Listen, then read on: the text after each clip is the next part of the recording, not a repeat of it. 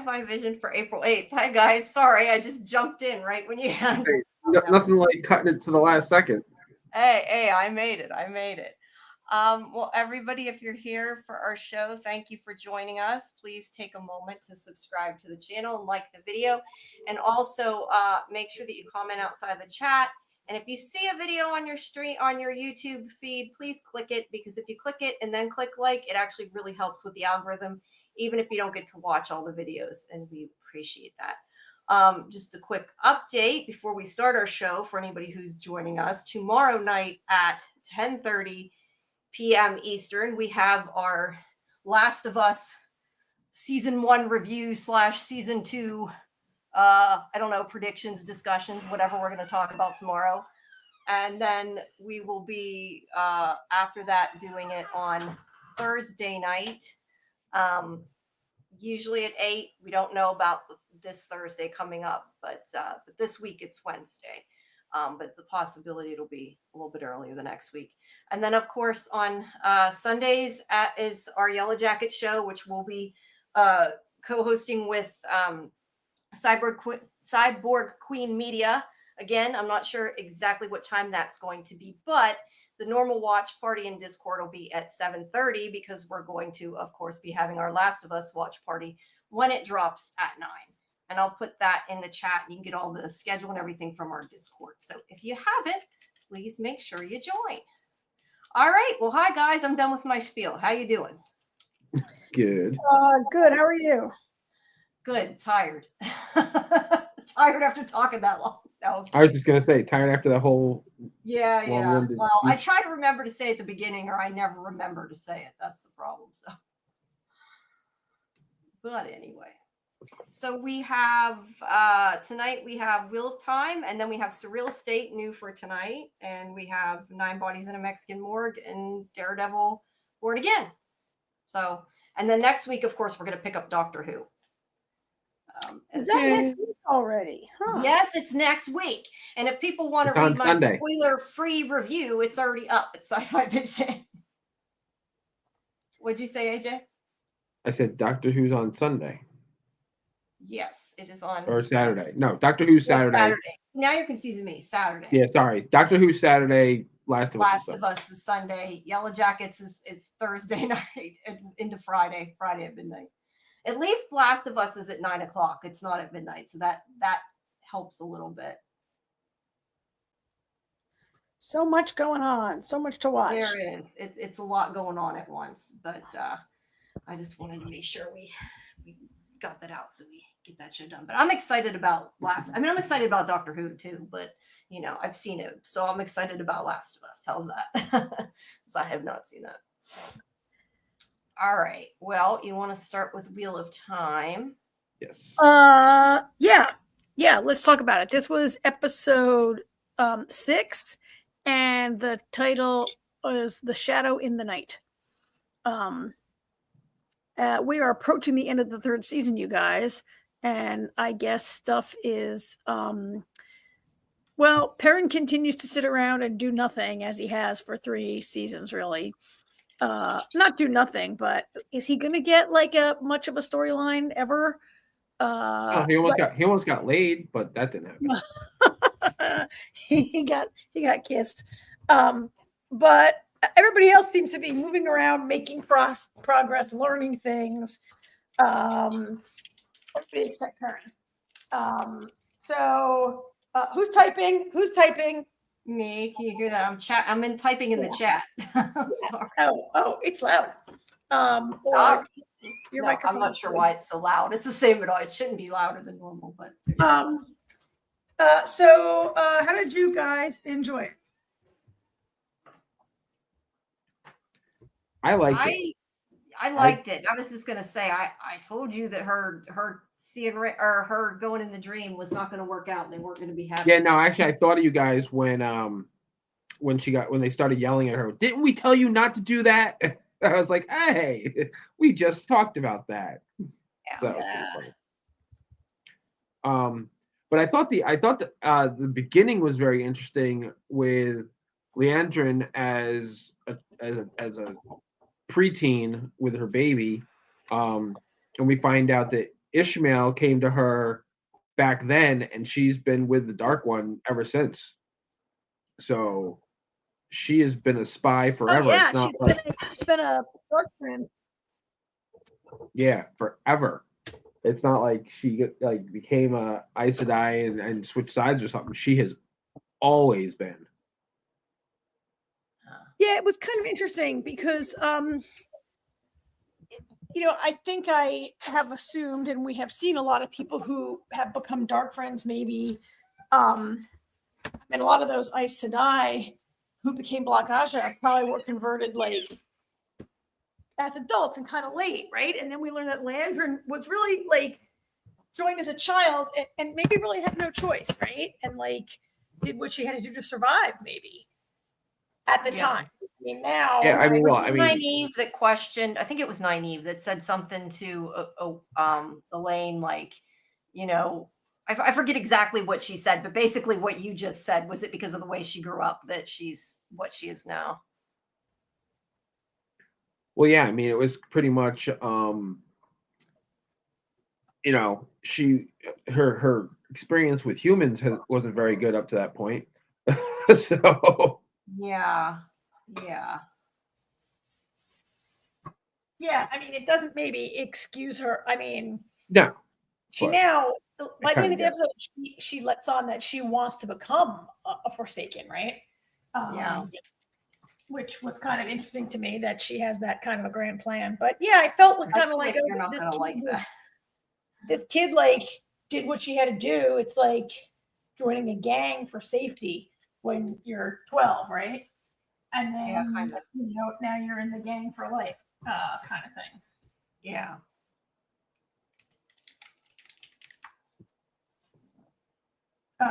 So, I mean, I don't know if that's supposed to make us feel better about her. I mean, I don't really think I do, but no, I don't. No, I mean, I felt bad for her when you, as a child, when you saw what happened. But yeah, that doesn't give you an excuse to become a murderer. Depends on who you murder. Well, she murdered quite a lot of people. So yeah, no. Yeah, she did. I just, I mean, if I was going to look, I made a resolution to not rant the way I usually do. And during these plus shows that we do, I did feel very bad for the way she grew up. I kind of was like, wait a minute, this guy keeps her in this basement, filthy and dirty. Which is perhaps a more accurate depiction of being held in that kind of slavery rather than I think a lot of media makes being somebody it always looks like they're kept all beautiful and pretty in dresses in a gilded cage, right? It's a really abusive situation. It was a little bit if this guy doesn't want a baby, I don't know. It was a little funny to me that not funny, but I guess this guy has reached the limit. Now is the moment he's going to kill this baby. I don't know why he didn't just take it away and have it killed the minute it was born, but whatever. Maybe it was quiet. I don't know. No baby ever, but whatever. You do kind of feel like she had a terrible life up to that moment, right? And it kind of explains more. I don't want to say justifies, but explains more of the previous episode we saw where she comes in and just destroys the entire family. She learns that this family is still alive, and she kills all of them, destroys all of them, and has Naomi erase this kid's memory. Yeah. Yeah, and then we lose poor Naomi too. I don't know if I feel Naomi got what was coming to her. She was trying to deceive Leandrin. And but it's kind of Leandrin's kind of cleaning house all of a sudden though. It was kind of I was kind of surprised by it. Well, I mean, Leandrin knew that there was somebody disloyal in Leandrin's house, but she didn't know who it was, right? Yeah. And she knew it before Leandrin did. I kind of knew it was going to be Naomi, right? Well, who was it going to be? Naomi's the only person in Leandrin's camp right now that we would remotely care if they were killed, right? Yeah. Yeah, probably. Oh, I forgot to turn on the photos. I was guys. going to tell you. I forgot to Oh yeah, there's no. I just realized there's no pictures. Sorry. That's okay. I've been you're doing good. it right up until 2 minutes ago. I was like uploading more photos. I got a new key art for this week. But yeah, I mean, it had to be Naomi, right? Because like, who else? Would Honestly, it I be? don't even know who the other ones were. Right? Yeah, she's Like, the only one I think you know. That's the only one I knew by name. Yeah. And she has been kind of like, she's been a little bit right-handy of Leandrin. Yeah. Up until now. So it made sense that was going to be here. So, but that's really all that happened over there, except for us learning of Leandrin's like master plan that she wants to become a Forsaken, or maybe has been told that she could become one, which probably is a lie, right? Like, I'm pretty sure that in the end, Lanfear is not going to be like, oh, okay, here's your big reward. You're a Forsaken now. And I don't even know if she has the power to make someone Forsaken. Yeah, I don't think Lanfear doesn't really seem to like Leandrin in the first place. Right? No, but I think they're going to be pissed off when they realize she wants to be as Cage powerful as them. They're again? not going to be happy with it. Well, that's a good point, Jamie, because to become Forsaken, you'd be asking for more power. You're right. Yeah. And it doesn't seem like the other lovely people who are Forsaken don't seem like the type that really want to have some more members. No, although right? that guy's dead, but yeah. Well, yeah, especially Mohudeen just seems to be off on her own. She's I'm not sure if they're in agreement with what she did. It seems like she's trying to. I don't know what her plan is. That was my question. Is she's I don't know. I think her plan is cups. just to mess with people. You know, she's gonna chew up the food and then spit it back in the cake, and Yeah, that was gross. that was. I was like, what? At first, I was like, what the hell is she doing? And then I realized what she was doing. I was like, oh, she's nasty. Yeah, that was pretty gross, right? Yeah, it was very gross. That was uncalled for. she could brainwash them, but that was a little uncalled for. No, I'm kidding. But yeah, that was gross. Well, that was Leandrin's room that she was doing that in. So. Oh, okay. Well, then maybe it's a little less bad.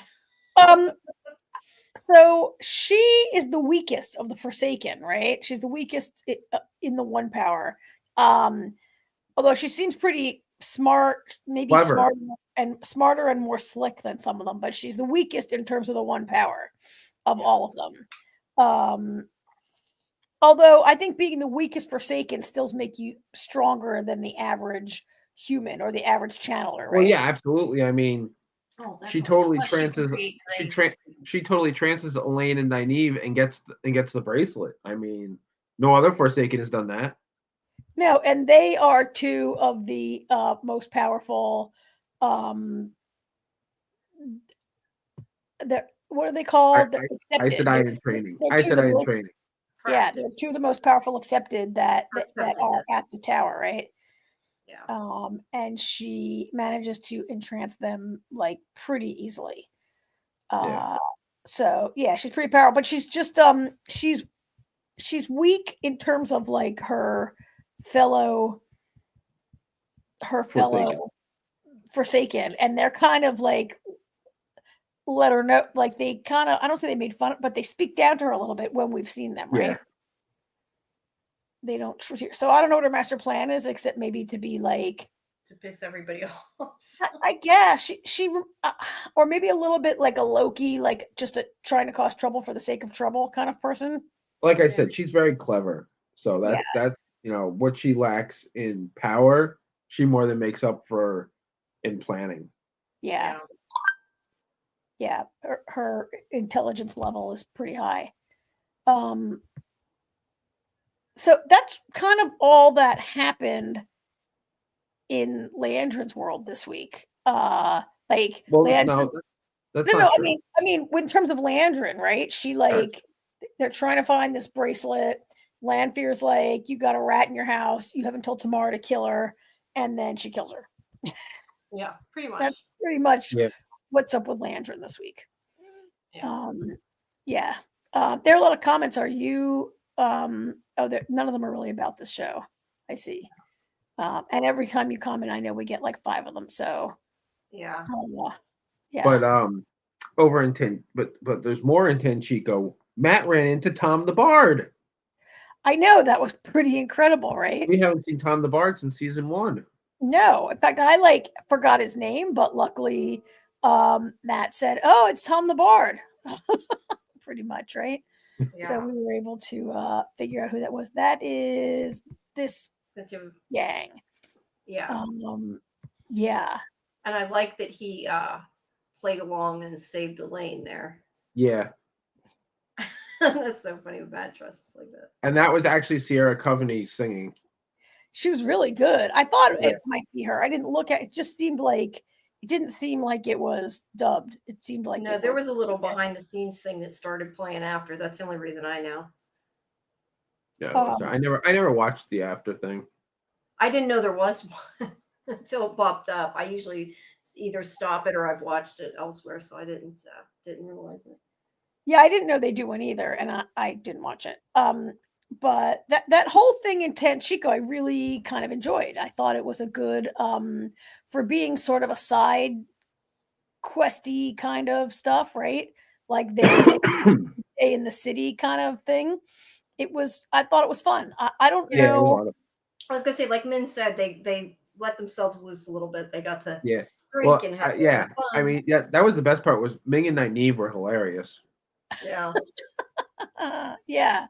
And she Min's like, "Oh, Nynaeve, was that a joke?" They were very they had a good time. Well, not for nothing. She was right. Nynaeve does need to let loose. Like, that was good for her because she is always so uptight.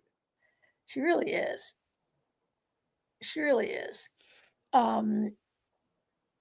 So do you guys think Tom is now along for the ride for the rest of the season, the rest of the show? Maybe? Maybe while they're in Tenchico, but I don't think he's gonna stay. He's pretty adamant, right? That he's like, I don't want anything to do with you people. Well, yeah. He's a little upset with Matt for good reason. Well, yeah. He doesn't really want to, and like, who wants to get involved with these people who he's like, wait a minute. So your friend is the dragon and you blew the horn, and he's like, I still don't want to have anything to do with it. Yeah, he's kind of stunned that what has happened with these people, and he doesn't, but who would want to? Like, the Forsaken are after them. The final battle is coming. Like, who really would want to get involved with these people? And if you know Matt at all, you know that it's all this shit is going to go sideways, right? Yes, when it comes to Matt, yes. So, I mean, I really kind of can't blame him for not wanting anything to do with this.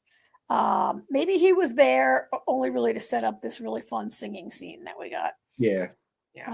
Which was really thoroughly enjoyable. The song was really fun, especially like after the like song was definitely catchy. And after like a minute, when you realize like what the hills of Tenchico really means, it really was a fun. Yeah. Yeah, and they're I like when I think it was when I think it was funny when Matt realized what the song was about. Yeah. Matt was sitting next to that one woman, and he looked over and he was kind of like, "Oh." Now I get it. It was that was really great. So it's all why that Tom looked at her when she said about the song. That's probably why he looked at her. You know that song? Yeah, I right. hadn't thought about it, but that's probably why he gave her that look.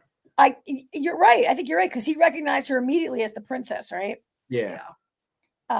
She's not very undercut. Like, a lot of people recognize her. It was kind of interesting to me in a show that doesn't have like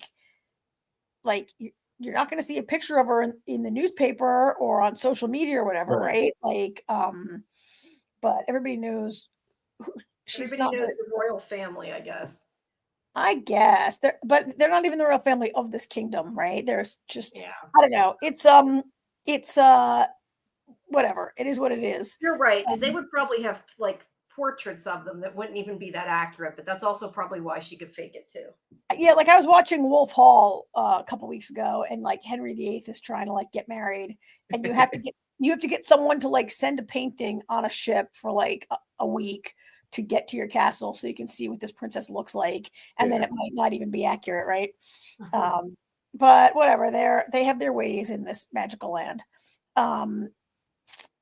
I just love how inept all of them are at being even remotely subtle. The same thing happened like last season when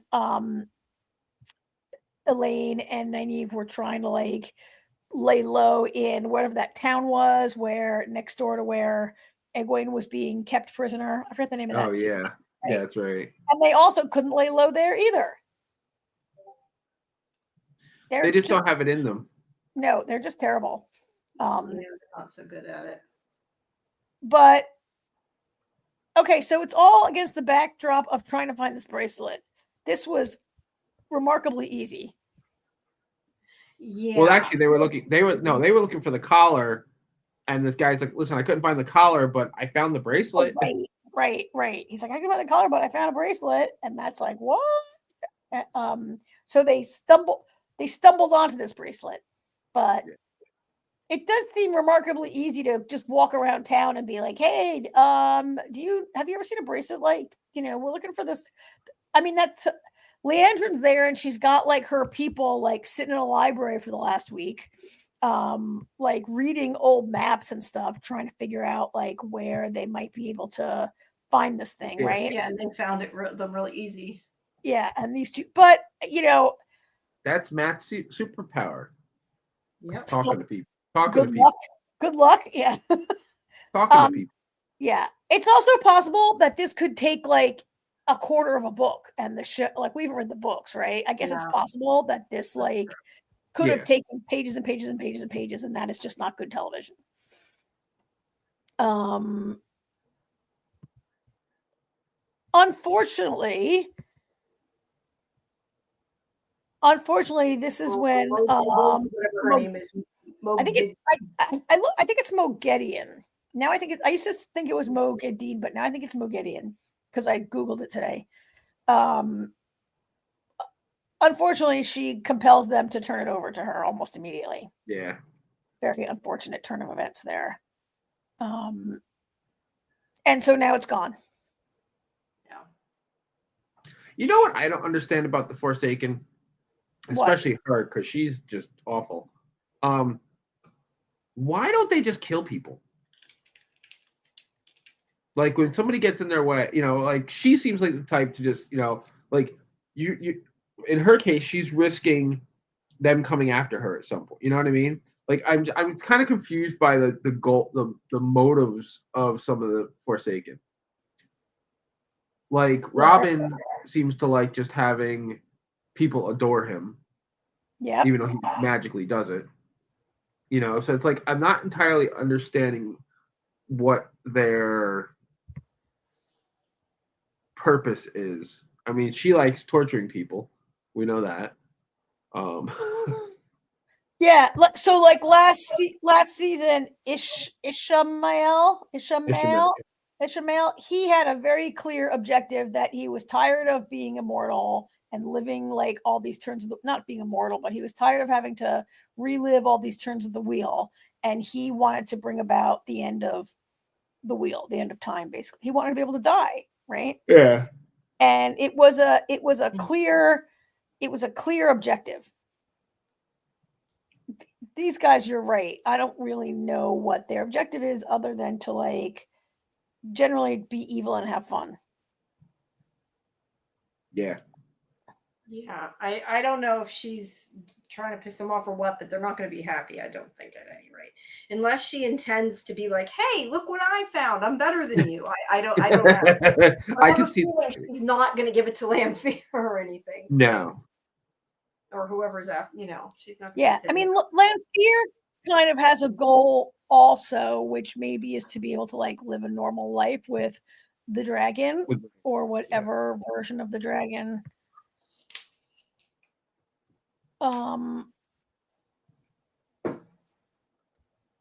Right? Like they don't seem to really want. They don't all seem to resent having to live over and over and over again, right?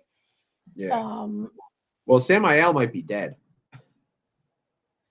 Maybe, yeah. Although they're kind of Rand did drop a building on him. Yeah. Well, they are the Forsaken, though. I don't know how hard it is to kill them, but yeah, I don't know. Like I said, though, Rand dropped a building. Yeah, on he Samael. squashed him. He squashed him. Well, I mean, I mean, all right. You want to talk about what's going on over here in the Aiel Waste? Sure. Let's talk about Rand. He is horrible in this episode. Yeah. Like I went from being like, oh my god, this dopey loser, to by the end of this episode, I'm like, he's really like. I used to feel ambivalent, and now I feel like anti-Rand. I feel like they tried, though, to explain his like really tenuous control over the power, though, when he had that conversation with Moraine. Well, I think this was just a taste of, I think of the prophecy. You know, I mean, he stopped the Forsaken when they attacked, but Yeah, in the which is process, why I think it might have killed him, because it was him. in the process, he kills Althea. Yeah. Because he didn't know she was upstairs. Yeah. I mean, I agree with you, Jamie, about his control over the power, but like we see Moraine being very careful and trying to use the snow globe to learn how to control that, and she's nervous and afraid, and she asks him, and I feel he's a little more like, and maybe it's his youth and his inexperience, but like the feeling he gets when he channels, like he obviously really likes that feeling of power. I don't feel that he is trying to learn anything, to use it slowly, to be careful, to master it, or to worry about the consequences. To be fair, though, he's never really been taught. I disagree with that, though, because that's kind of the whole point of his conversation with her, because he's like, you don't understand. He's like, it's an overwhelming feeling that he can't control, that makes it feel good. It's very hard for him to stop himself. And that's what people, that's what he's trying to get Maureen to understand is, I know I have this power that can help, but if I lose control, it's over. Okay, but all channelers channel the one power. He's just more powerful, right? Like, okay, so Nynaeve is so afraid of the power that she's blocked herself from using it. Like, she also... We don't know what that idiot's deal is. She's got to get over herself. Yeah, but I don't know. But that's why I wonder if it would have helped to train Rand. Like, they don't want him using the power at all. It's like, no, bad. Men don't use powers. The more you use it, it's going to drive you nuts. So they've had him avoid using it. But I feel like it's kind of because he hasn't been taught how to control it. The dragon is the one that's supposed to be able to use it without going mad.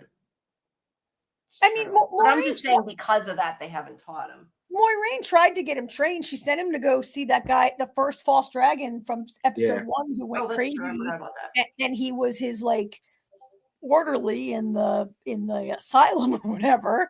And she said, and she wanted him to be trained, right? She like went against. I mean, it was partly like her and Suan's, like it was part of their secret plan, I think. Yeah. To have him trained. And Nynaeve is so nervous about it that she self-blocked herself from using it, right? Like, she's the anti-Rand. She's like, oh, this is so powerful, it scares me, and I have a mental block, I can't use it, right? And he's like, I don't know. So it didn't help the way he behaved towards Egwene in this episode, where she's like, oh my god, you're sleeping with the person, like sleeping with the enemy. She's like, please tell me you didn't know. And he's like, yeah, I knew. He's like, not at first, but I know now. Yeah.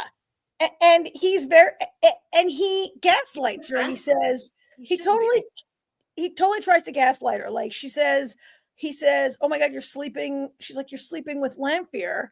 And he goes, "Oh, well, ever since we got here, you don't pay attention to me anymore. You're too busy learning. Well, I'm a baby. Pay attention to me." Like he tries to like tell her that it's her fault. He does. See, I didn't feel like he was trying to tell her it was her fault. I Yes, felt that's like he because was. you are a man and you have a man. Don't even try that shit. That's not why I'm saying. No, that's not why I'm saying it. I'm saying it because I think he was saying, not that he was blaming her, but he was like, "What do you care? We're not gonna work anyway." Like, I think he realizes that they're not gonna, you know what I mean? Like, it was basically like, not that he was blaming her, but he was like, "What do you care? We're not really together." Is how I kind of took it. Yeah, but even if they're not going to stay together, they were together, and she was sleeping with somebody else, whether she was evil or not. That's not okay. Listen, I didn't say that him sleeping. Listen, I didn't say him sleeping with Lanfear was a good thing. No, I know, but I'm saying, like, even if we say he's not blaming her, which I kind of think he is, but even if he is, and I agree with Karen, he's still like acting like it wasn't a big deal that he did it, and that's a problem. All right, fair enough. My whole point was I didn't really get the feeling that he was trying to blame her. He was just saying, I felt excuses. I felt he was blaming her like throughout the entire thing, that he's like, "Oh, you don't understand." You know, she's like, "You're sleeping with." He makes all these excuses. He's like, "Oh, you just don't understand. Yeah, I'm sleeping with her, but you don't understand." And you know, he pulls this like, "Oh, I'm the Dragon Reborn, and I'm still not enough for you. You want something more." Like, oh, he's mad at her for wanting to learn and become something, and he's mad that I guess that she's learning and growing. And I'll concede that he was throwing a temper tantrum. I just didn't feel that he was trying to blame her for anything. That's all. Okay. All right. I was like, Rand is the worst. I mean, we all know that. He didn't know. To be fair, though, he didn't know. I mean, he said he didn't know that she was attacking her in her dreams, and I mean, yeah, no, that he didn't know. No, that he definitely didn't know that. But so I forgot. He knows he wasn't. I don't want to say he wasn't purposely hurting her, because clearly he didn't care if he hurt her. He wasn't purposely hurting her to that extent. That's still a bad excuse, but you know what I mean. Like, he did not know that she was outright hurting her, or he would probably, we hope, wouldn't have. No, that's going to be a conversation probably in the next episode. He's going, when he sees Lanfear, he's going to be like, he's going to be like, "You were torturing Egwene? Like, what the fuck, dude?" Come on, like, he couldn't. First of all, you're sleeping with a pure evil, and remember a couple episodes ago where she referred to Egwene as that cow, and he's like, "Oh, don't say things like that about her." Like, you don't think that Lanfear is going to try to eliminate her? And absolutely. It's Rand, and you know that, you know that Lanfear can inhabit dreams, and and Egwene is having nightmares every single night, and he doesn't like. He's so dumb. He's so stupid. Yeah. I never said he was the smartest. I really am not a fan of him. And so it is in the middle of their fight that Samael busts in, right? Which Lanfear has sent him. That's the little surprise, because Lanfear comes into Moraine's dream, right? Lanfear seems to totally like have Moiraine like compromised now, also, right? And she's sending him something. Don't you interfere? Like, you're supposed to be helping him, not sending other Forsaken after him. Who helping Lanfear? She's not. Well, no, I mean, I know she's not really, but I mean, that's what I feel like. I'm surprised Moraine didn't say, like, you're supposed to be helping him and you're sending bad things after him. Yeah, but I don't think Lanfear was worried about Samael taking out Rand. You know what I mean? She's trying because she's pissed off. Lanfear's pissed off because Moraine was supposed to be getting rid of Egwene, and she didn't. So Lanfear was taking it into her own hands. Yeah, she wanted to get rid of Egwene.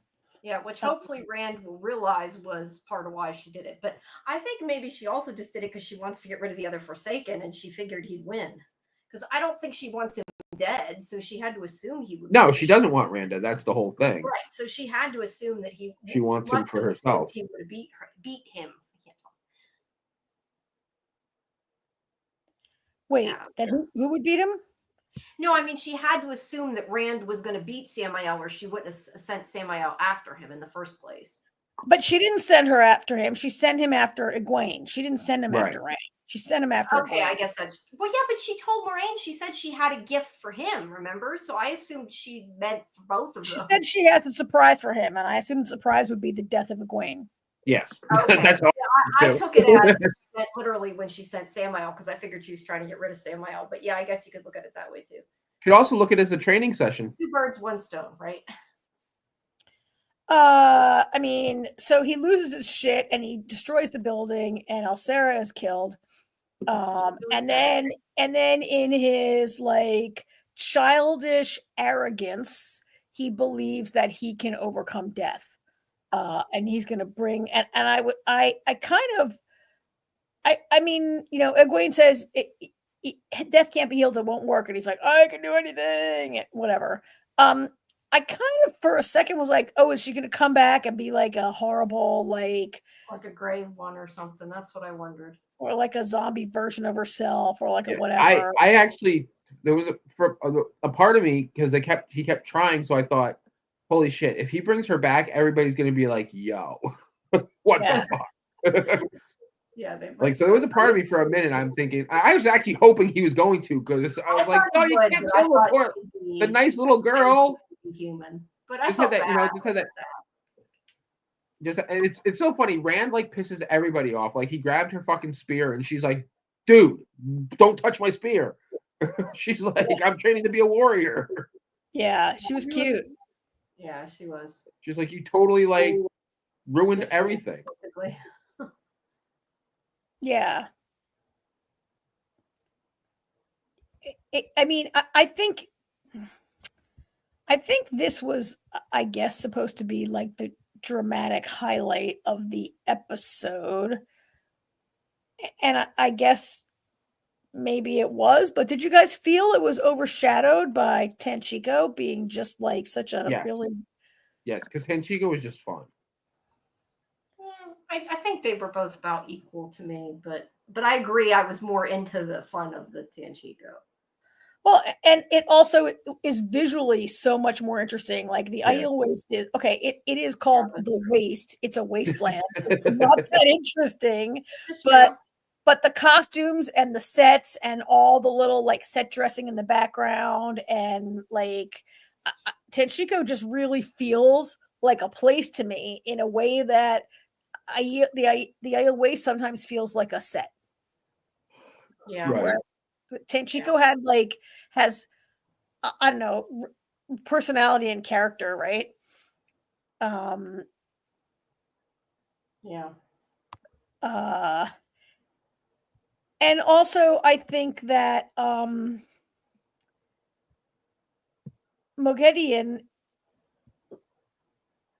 there she is as the servant.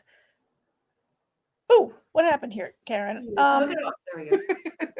She's more interesting than, I mean, we haven't seen much of Robin except him going around as Gabriel, right? Which is kind of fun, but whatever. And Samael is, I don't know, not as interesting as much as I dislike Mogedian. But you're supposed to dislike her. You're supposed to like all of them. They're the Forsaken, but I really dislike her a lot because she's creepy and weird.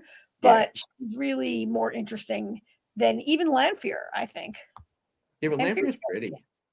She's pretty.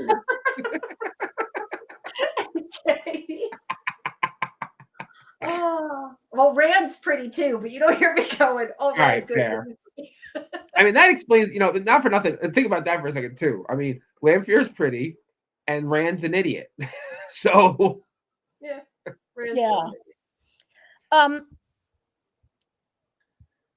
Yeah, she's more interesting. I don't know. Like maybe Lanfear. Where's my picture of Lanfear? Lanfear might get more interesting again, like now that they softened her for the last couple episodes when she's all like, "Oh, Rand, I'm in love with Rand. I'm gonna try to help him." Blah blah.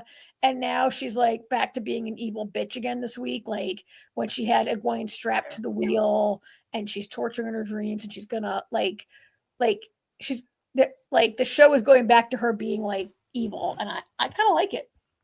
Yeah. I mean, not for nothing. I mean, think about the grand scheme of things. If this all comes to fruition the way they plan, we're only halfway through the story. You know what I mean? So I think there's going to be a lot of twists and turns along the way. Yeah. Yeah. The only thing we didn't really talk about at all, I guess, before we move on is, and again, not much to talk about with the boring Perrin, except his little friend. Is Fail? Is that her name? Fail? So there was that, and there was Alana being healed by Matt's little sisters. Yeah, that's the only thing that was of any interest in the Two Rivers this week. Yeah. Was the twin healed her. Yeah. You know what's funny actually is like I'm sitting there and he, she's like saying goodbye to Maxim, and I'm like, they better not kill her. I'm like, they can't friggin' kill her. And then because I'd forgotten about the sisters for a minute, and then all of a sudden I was like, wait, I was like, where are the sisters? I was like, they can heal. Yeah, I like that they showed that they have the powers, and she makes a point of saying, I told you there was power in Two Rivers, and she's Oh yeah, that was cool. Maxim was never so happy to be wrong before in his life. Yeah. And then the other thing that happened here is that this huge bunch of white cloaks showed up. Oh right? Yeah, they have reinforcements. And like the reinforcements are here, and I wasn't sure. Are they? The reinforcements showed up, but I was like, I'm not. Are they normal reinforcements or are they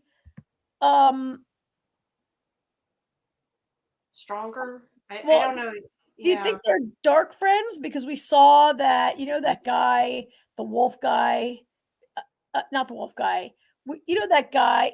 What is the bad guy's name? That the black guy who is a bad guy, the guy who tried to make Matt use the knife last year, the guy that had Matt in the dungeon and was like, "Here's the knife, use the knife, use the knife. I'm tempting you to use the knife." That guy, right? He's with the white cloaks, and he's a dark friend. And I was kind of wondering, like, are these backup white cloaks? Are they going to be dark friends? Maybe, but the white cloaks are pretty evil, whether they are or not. So yeah. I mean, are they evil? They're religious fanatics, right? Well, they torture the Aes Sedai. Yeah, I mean, they're definitely not. I would never refer to them as good guys. I mean, I just think like evil is a very specific thing. Not all people who are violent are evil. They don't believe in witchcraft, and they believe in caging women and children. Okay, but there's a bunch of women trying to cage men also, right? Like all men who channel should be caged. All right, fair enough. Right? Like they're not the only people trying to put people in cages around here. Yeah, but I don't know. The white cloaks, I've never seen them in any type of good light. Evil might be a strong I'll agree that evil is probably not the right word, but they're definitely not. Oh, I'm not saying they're good guys. They're religious fanatics are never really good, right? But I reserve evil for like Lanfear and the Forsaken. Okay. And Idi Amin. Well, you know what I thought was interesting was the scene before they get, before the reinforcements show up. You see them up on the mountain, and they're with like monsters and stuff. Yeah. They have a bunch of Trollocs on their side. They've probably been sending the Trollocs that have come to Two Rivers. Yeah, which got me thinking. We haven't met all of the Forsaken, so I was wondering if maybe one of the Forsaken is masquerading as a white cloak. Yeah. Yeah. Yeah, that makes sense. Yeah. Sorry. just one. Go ahead. There's one more thing that I noticed that we didn't really talk about. Okay, well, this was about Perrin before you move over. I was just going to say the one thing that I thought was funny is when he's talking, and I don't remember her name, but talking to the girl, whatever her name is, whatever. Anyway, I love how he just like whips out the picture of Matt in the horn. Like even he's doing it. Matt was yelled at for that. He's like, "Oh yeah, my friend blew the horn." I thought it was funny. Well, that's because all she ever talks about is how she's seeking the horn of Valir. No, I know. It's just I don't know. I thought the scene was kind of funny. It was. That scene was definitely funny because he's like, listen, he's like, I know you want to get to the horn, but guess what? Yeah, it's already been found. Yeah. It's like I was saving this picture for Matt's sisters, but since they're not here. Yeah. I mean, also, did they tell Matt's sisters about the mother? Because they don't seem very like. Well, they just got there. They just. Okay, I don't know if they know about. I don't know if they know about. Yeah, they might not know yet. No. Okay. I don't know if they figured that out yet.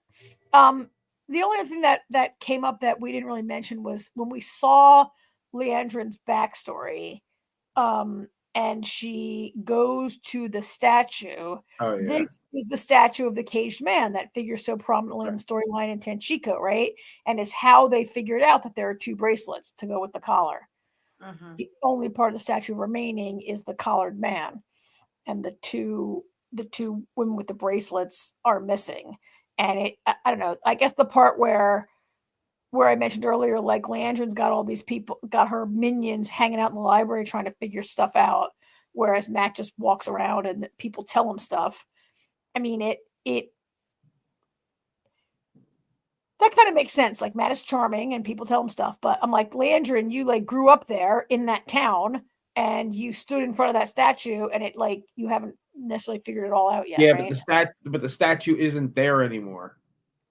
Yeah. They were saying something about it, pieces of it being. There were three people, and this part that we see in the picture is the only part of the statue that remains. It was three people, the two women with the bracelets and the man with the collar, and the other two are missing. Just seems like, look, she grew up in this town. We saw her sold in marriage when she was like 10 or 12. Yeah. 12. So I'm just like, I'm like, she doesn't know the main statue in her town and this whole story. She didn't put two and two together. I know she's like suppressing all these horrible memories, but so let me ask you guys, do you think that now that they know about it, do you think eventually Rand's going to end up, at least for a small bit of time, collared? I feel like who knows? It's possible. I mean, it's a possibility, I guess. I mean, I would like to see him eliminated from my show. Yeah, I don't think that's gonna happen. I mean, I think Rand and Egwene are done, right? Like, I think we have this breakup is like a real breakup. Like, she has outgrown him. Yes. You know, I gotta tell you, I mean, even back in Two Rivers, I never really felt like she was that into him. No, but there was like a small town and only like 3 boys lived there, right? And right, but it was like she was like, I guess I'll go with the redhead. I don't know. That's what I'm saying. Yeah. Like they never really seemed like Rand clearly was in love with her, but she always seemed like she had more to life that she wanted to do than Rand. Even back then. Yeah, that's what I'm saying. Even when they were just in Two Rivers. Yeah, yeah, and it's like. This is kind of like. It's like, dude, she's just not that into you. It's like it's like going to. You have your high school boyfriend and you both go to the same college, and after like 2 years, you have to admit like you've outgrown this person, right? And she like.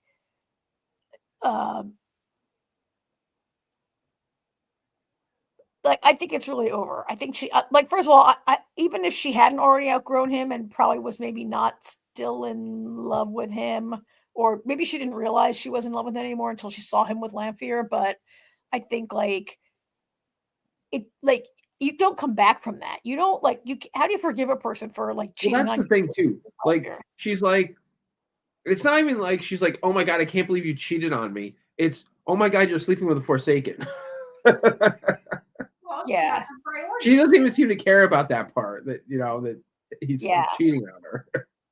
Yeah. so I did a little reading, and like Rand, like his relationship with both of these women, I think is more developed in the show maybe than it was in the books. I haven't read the books, but what I see on the internet is that the relationship with Egwene is more developed and takes longer, and the relationship with Lanfear is more developed. I don't know if he's really. I'm not sure if he's really in love with her in the book or not, but they're really building it up in this apparently more than the book, which is fine. I like it. I think these are both working for me generally. Yeah. So, all right. If nothing else, you guys should probably move on to criticize stuff. Okay. Jamie. I was gonna say, do we want to do SurrealEstate next, or do we want Well, to do? since it was the season premiere, no, let's finish off 9 Bodies and just finish it. Oh, okay. It was the season Yeah, finale. I can't wait to hear how much Karen loved it. Everybody here that we're gonna. Oh, you want to tweet that? it? Yeah, because they would like to know usually in the chat if we're gonna. Oh, you didn't tell them to come later, right? No, I didn't. I usually tell them when we're ready to get to this one because some of them don't watch the other shows. Yeah. All right. Well, I know you disliked it a little more than I did, so why don't you you do your complaints first? How's that? So I mean, complaints. I'm glad. I'm glad it turned out to be Kevin who was the killer, mainly because the alternative is that it was some rando we'd never seen before. And we discussed last week how infuriated we all would be if it was just some random person that we had not been introduced to yet showed up and was the killer, right? So in that sense, like, I really didn't like the way like this all ends with Kevin being a master genius criminal who it turns out that he's not only the killer, but he's the drug dealer, and he's not just a courier, he's the head of his little second-rate crime organization, right? Like, and then there was just a whole bunch of like silliness that happened around him. And honestly, Jamie, like, I think every single person who watches this show is like, come on, we watched. Jamie, did you see on the previouslys? I watched carefully, and then they showed a flashback during the show, and you could see Zach's tiny little body like falling all the way down the side of the mountain, right down the cliff. Like, he totally fell down. Look, he was not holding a stick like Wile E. Coyote when he falls over a cliff, right? Yeah, he totally fell down. The Zach thing, I totally 100% agree with you. I think that was a reach. But I like that better than them being short of body. So at least it made sense. But I don't know. I guess I feel like, and I said this before, this show is something that I found, and granted, it makes a difference because I watched it in chunks rather than having to wait a week. But I found it like a fun show that's just entertainment. You don't really have to think very much about. If you think too much about, yeah, you're 100% right. It falls apart. But I did appreciate, for somebody who enjoys like trying to figure out the stuff, that up until at least episode 5, I did not have any guesses who the killer was. I was totally right about the killer, and I'd figured out the twist. So I can't say that like it was, I'm not saying it wasn't a good twist. I think it was a good twist, but I mean, I had figured it out. At least the main part of the twist. I didn't know Zach was alive, just that Kevin, I had figured had, faked his death there. But I don't know. I like the way that they did it. I appreciate that they at least kept it to somebody in the group. And I think that he was, to me, one of the least suspicious throughout most of the season. So yeah, I liked how they did that. I liked the twist. I guess guessing the twist though, like, I tend to watch a lot of these shows, and I said before, a lot of times I think I'm just trying to think of like the least likely explanation. So I don't know if that's really the way you're supposed to guess murder mysteries, but it's generally how I do. But I mean, you see that a lot though, where one of the bodies isn't really dead. So I kind of guess that, but I like the idea that, part of the mystery was more about why did everybody die? And I liked the idea, okay, well, he killed them so he could hide the drugs because he wanted to that was essentially why he did it. I did though, and I meant to go back to rewatch this part and I forgot.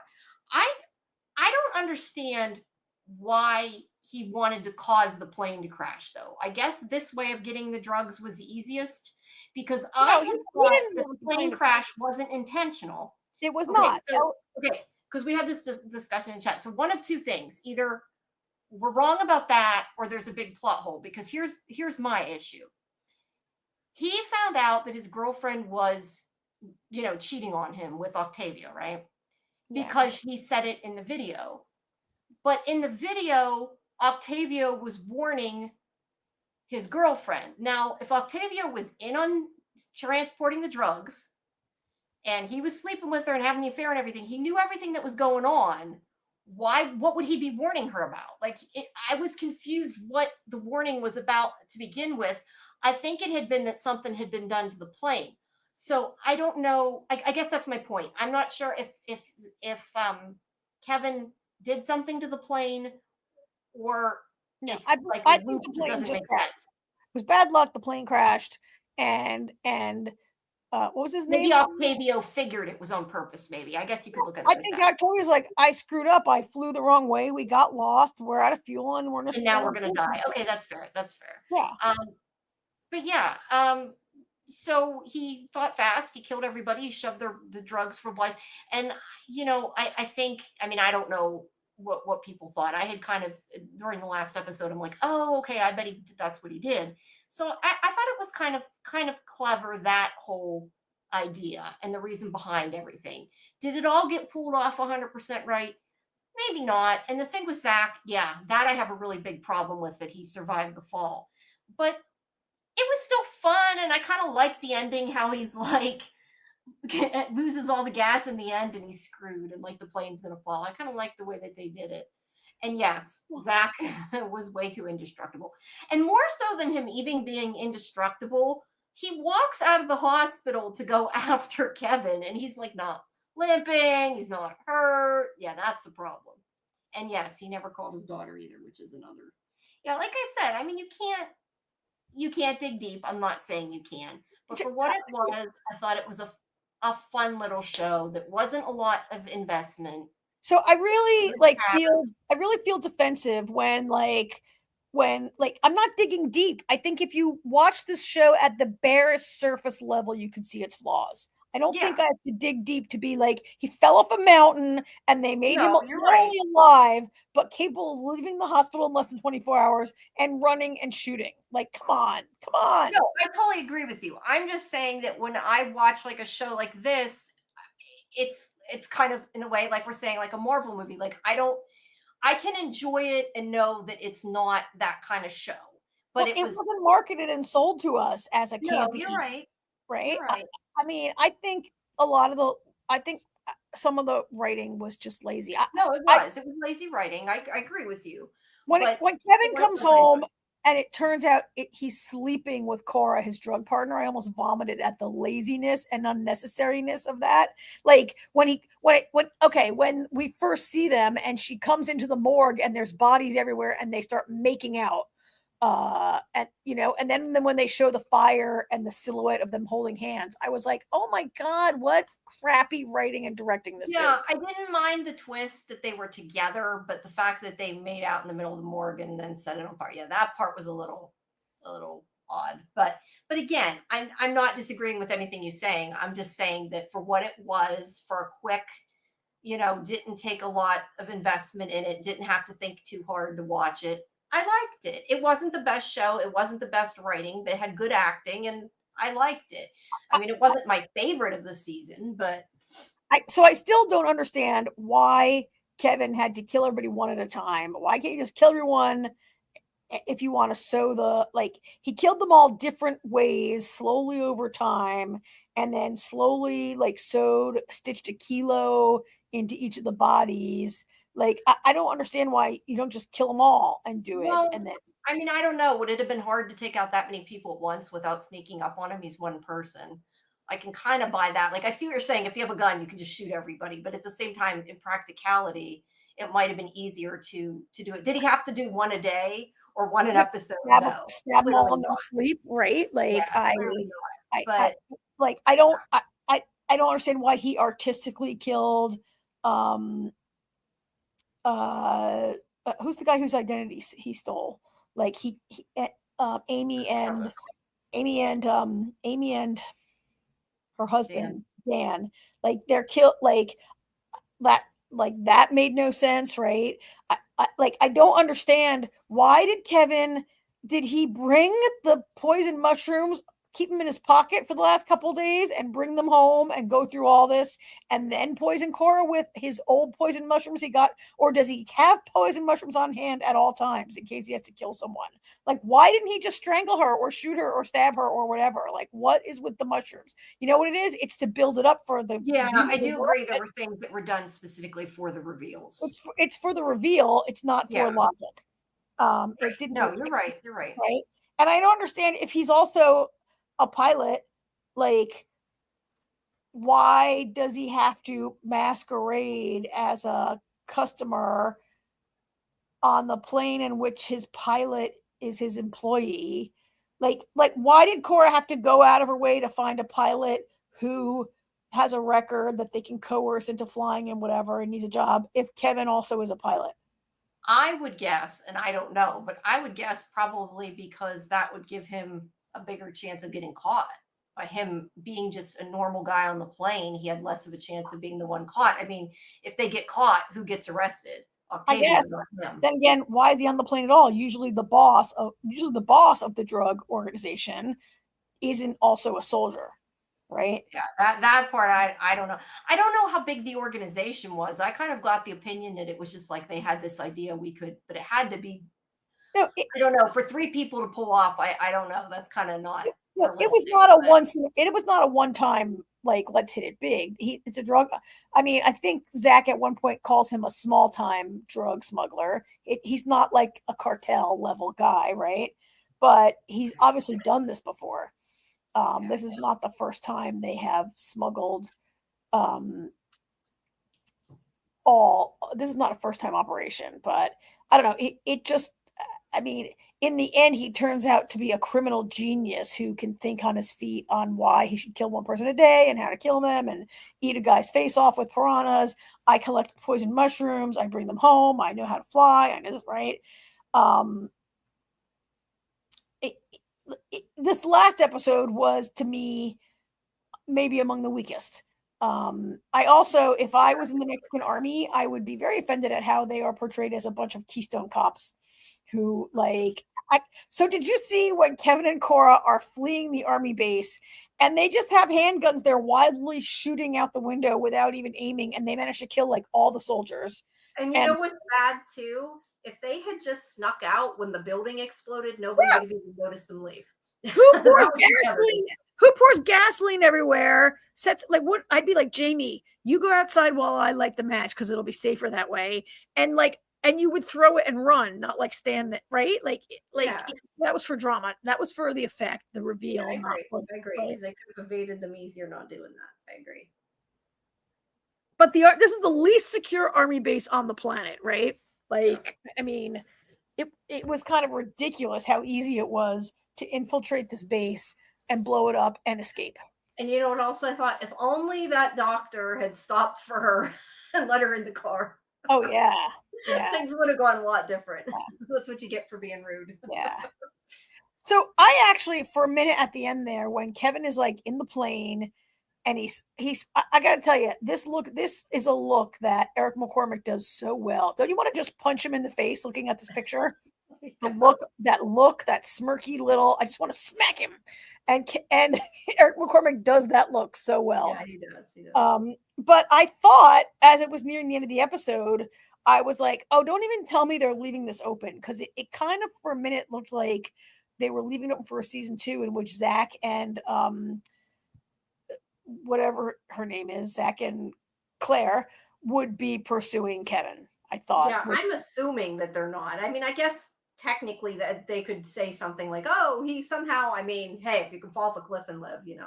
But I assume that was just a way to get kind of a, funny ending. I thought it was like meant to be like a Hitchcockian type of ironic ending. He screwed himself and he's going down. He survived a plane crash, and now he's going to be die in a plane crash. Yeah.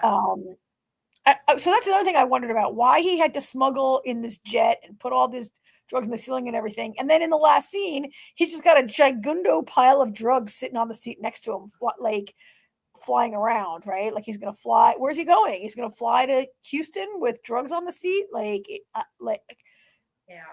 I don't know where he thought he was. I don't know what that was all about, because he wasn't fleeing Zach at that point. That was he killed his girlfriend, loads up the plane, takes off. No, I know. It's like I told you with Reacher a lot of times. It's action and there's no substance. Like it Right, doesn't. right. It doesn't make logical sense. Which is. And I assume he could. I assume he could maybe have a parachute in there. They have the nerve to give a hint a new season, because we all know that all planes store parachutes like boats do life preservers. Yes, and he's a trained pilot and should have learned this and how to bail out and stuff, right? To be fair, in all TV shows that they have plane crashes, or at least 99% of them, the people don't use the parachutes. So, I mean, no, he's not wrong, but I'm just saying, like, usually they don't think to use the parachute, but you're right. I mean, this guy's like this guy's like a criminal genius. I mean, they don't use the parachute. I mean, and to be fair, you can't just put one on. You should be trained. That too, yeah. Right. But anyway, but yeah, you'd at least try, other than sitting and still in the plane. But I don't know. I mean, I like the way they screwed him at the end. It was silly, but I kind of liked it. I mean, the ending. The guy won. I mean, everybody else died, but at least Zach beat him. I guess there's. I guess. I mean, the good guy doesn't know that he won. They will never know that they won. Probably. This plane will go down. I did like the idea, because I was thinking at first, I'm like, why did he have to burn them all? And it's like, if he hadn't burned them all, they would have known which body was missing by burning them. It made it, if he hadn't got caught by the back. He burned them so nobody would know that it was him. Yeah, that he was the one that survived. It could have been any of the 10 if he, killed Zach. Yeah. So yeah, it was kind of weak. I mean, I think the 10 Little Indians has been remade so many times, and I think it's hard to find a new way to remake it, right? Yeah. Because at its core, it's 10 people stranded somewhere, cut off, and they start dying, and nobody knows who it is, right? Yeah, and in the original, I think one of the people aren't really dead too. I mean, I think that's part of the trope. I haven't read it since I was in high school. But yeah. So I mean, I think we all were happy to see Kevin get his comeuppance and like probably is going to die. And I agree with Golden Child, and I said it myself. That's a hint at a new season, but I think there won't be a new season. Yeah, I don't know. I mean, I hadn't heard there was any intention of one, but I guess it's possible. No. But yeah, I see that as the end. I think you're right. I hadn't heard there was any intention of one. I honestly, I don't think it's good enough to warrant a new season also, but that's just my opinion. No. So anyway, anything else there on that one? No, I think that's it. I mean, it was good acting. I mean, you can't say. I think the acting was pretty. It had good cast in it. I should say, a better way to describe it. I liked the cast. Yeah, I'm not sure any of the familiar cast that I would consider at their best work. No, and that's what I said. I like the cast is a better way to say that. Yeah. I mean, the cast. There are two people I'd seen, right? And I liked both of them. The rest of the cast were,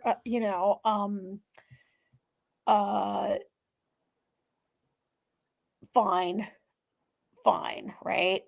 Yeah. So you'd seen 3 of the cast. You just didn't realize he was the guy from Severance. So you actually had seen 3. Oh yeah. So all right, let's move it along then. If you don't have anything else about that. All right. SurrealEstate then, I guess. Yeah. So I don't have access to the NBC Media Village, so I only have didn't even photos. think to. I'm unable to deal with that site.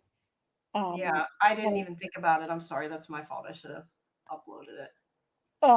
So this was the season premiere of SurrealEstate. What do you have to say about it, Jamie? I don't think it was the best premiere. I mean, Yeah. I like the show a lot. I just, for a season opener, I didn't particularly love the episode. Yeah, I don't know. I think maybe if they had done them in a different order. I think part of the problem is too for me is like I like the whole cast. So the fact that Augie and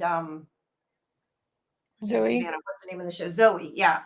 That they're not part of it. Like I miss that kind of that interaction. And I think that they spent the whole episode. I think part of the episode was sort of, I don't want to say recapping because they didn't recap, but they did it in a way that if you hadn't seen it, you were kind of reintroduced to what was going on.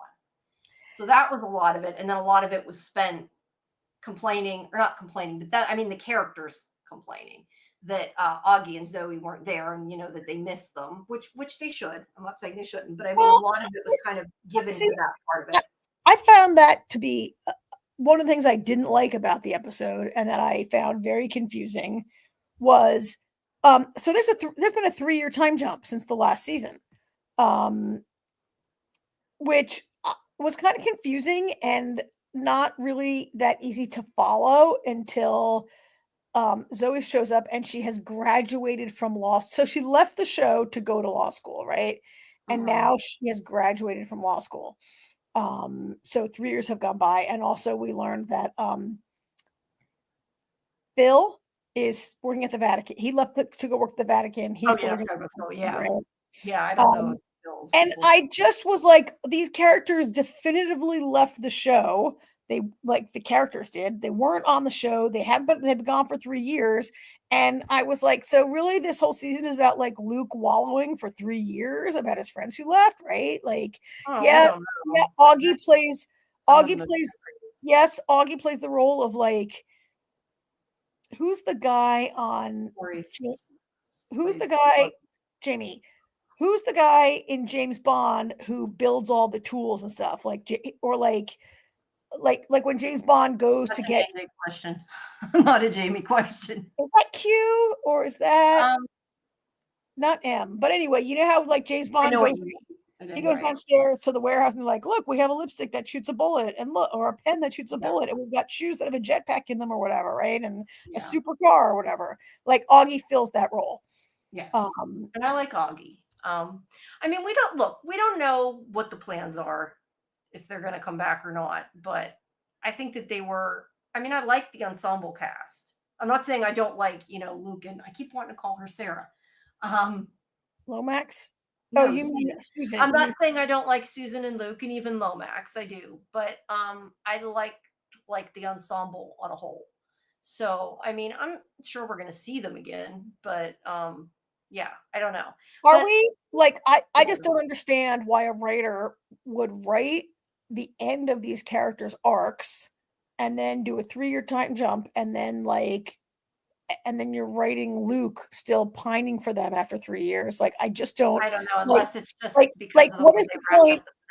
What is the point? He broke up with the doctor Megan in season 1, and now after season 2, 3 years later, he's having lunch with her once a month, and he's like, "Oh, you're dating? Oh, he's all like, what? What even is that?" Like, to me, that's problematic.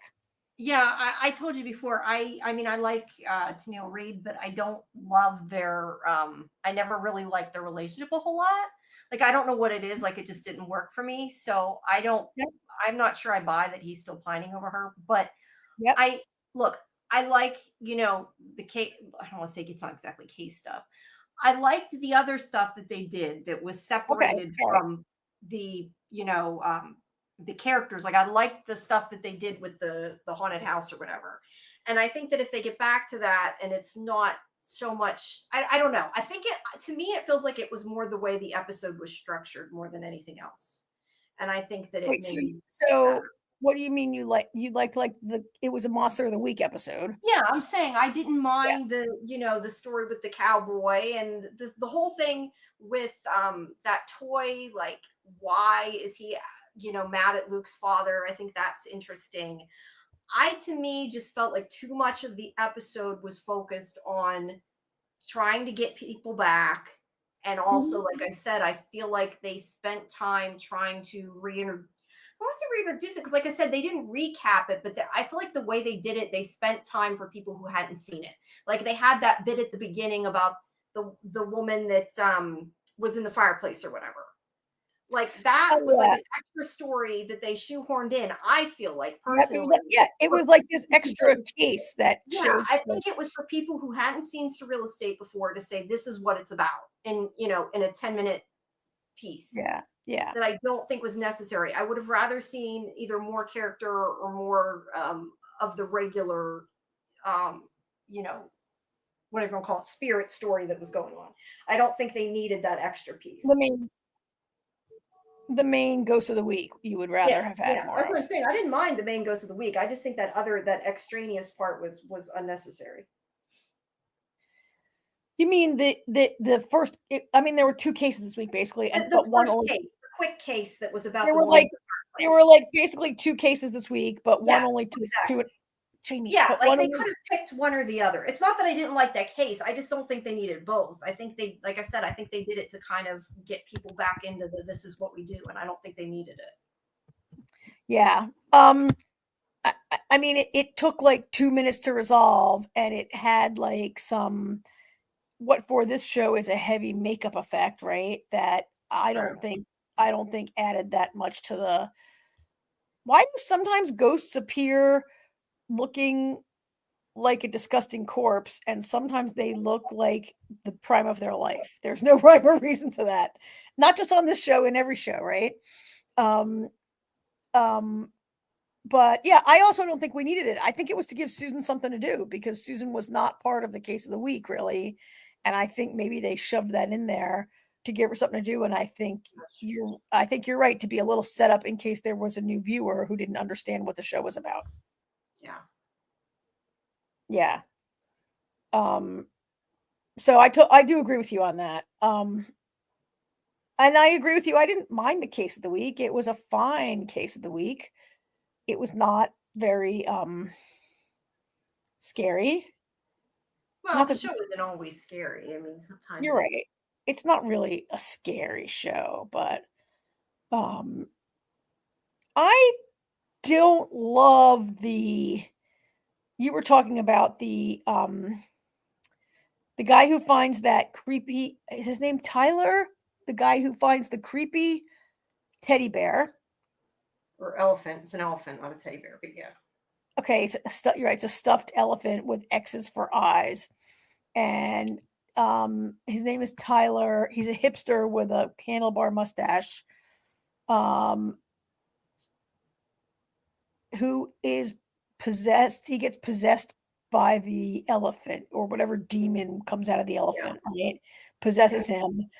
And for some reason he hates Luke's father. Yeah, so therefore he's going to go after Luke since Luke's father's dead. Which, like, I think that could be interesting. I would like to know, who he is, why he's mad at him, I guess. Why he hates his father, yeah. I was going to say, because people who didn't see the other seasons, or if you forgot, like Luke before for a long time was able to talk to his father when he could, because I don't think he has that power at all anymore, does he? I know he had lost it for a while. Did he get it back? I was trying to remember, but he could talk to him before, and now his father's moved on. Was my point. So yeah, you're right. I don't think he can. I think his power is 100% lost. That's what I thought, but I remembered there was the thing with his mother and stuff, and I couldn't remember exactly what happened. I was trying to remember. It's been a while since season 2. Yeah, but yeah, I don't know. I think. Like I said, I really feel like it was more the way it was structured than anything. And I think it will be better next week. I think that I don't know. I think it was just this episode.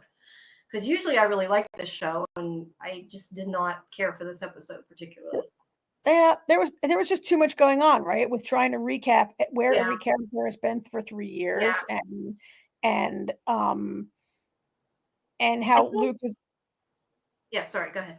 No, you go. Go ahead. No, I'm just gonna say I think honestly the best part of this show is the interpersonal relationships with the characters. And I said I like the ensemble, and I think that they need to, even if they don't bring them back, they at least need to focus on like Susan and Luke and Lomax, you know, like them working together. Like they were too separated too. And I know sometimes they do that and like Susan goes off on her, you know, house selling and all that. But to me, the best part is when they're together, just as a group. I prefer that. So I hope that they have more of them working the same cases a little bit.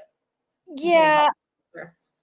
Yeah. I mean, I think that they put a lot of effort in to introduce Lomax slowly over time last season and to get us on board with her and to like her, and it worked, right?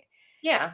And I thought maybe she would then take the place of some characters who were leaving the show, but now it looks like they might be like I don't it.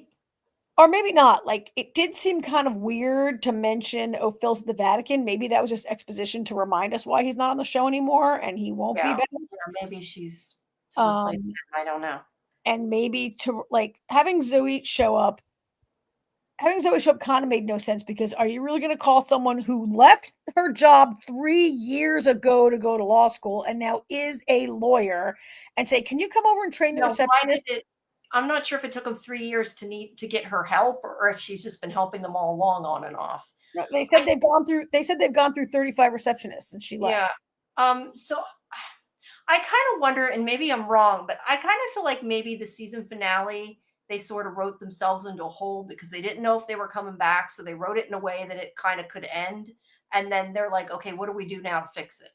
That's what I feel like the biggest problem is they kind of didn't know what to do after that because they did the time jump and everything else, and it's like, okay, we got to get these core characters back together and we got to fix and get them back to, because I mean the whole company's shifted now that he's partners with Susan, which is fine, that's good, but yeah, other than that, I feel like it was more they ended it because they didn't know what was happening, and now that they came back they got to fix it.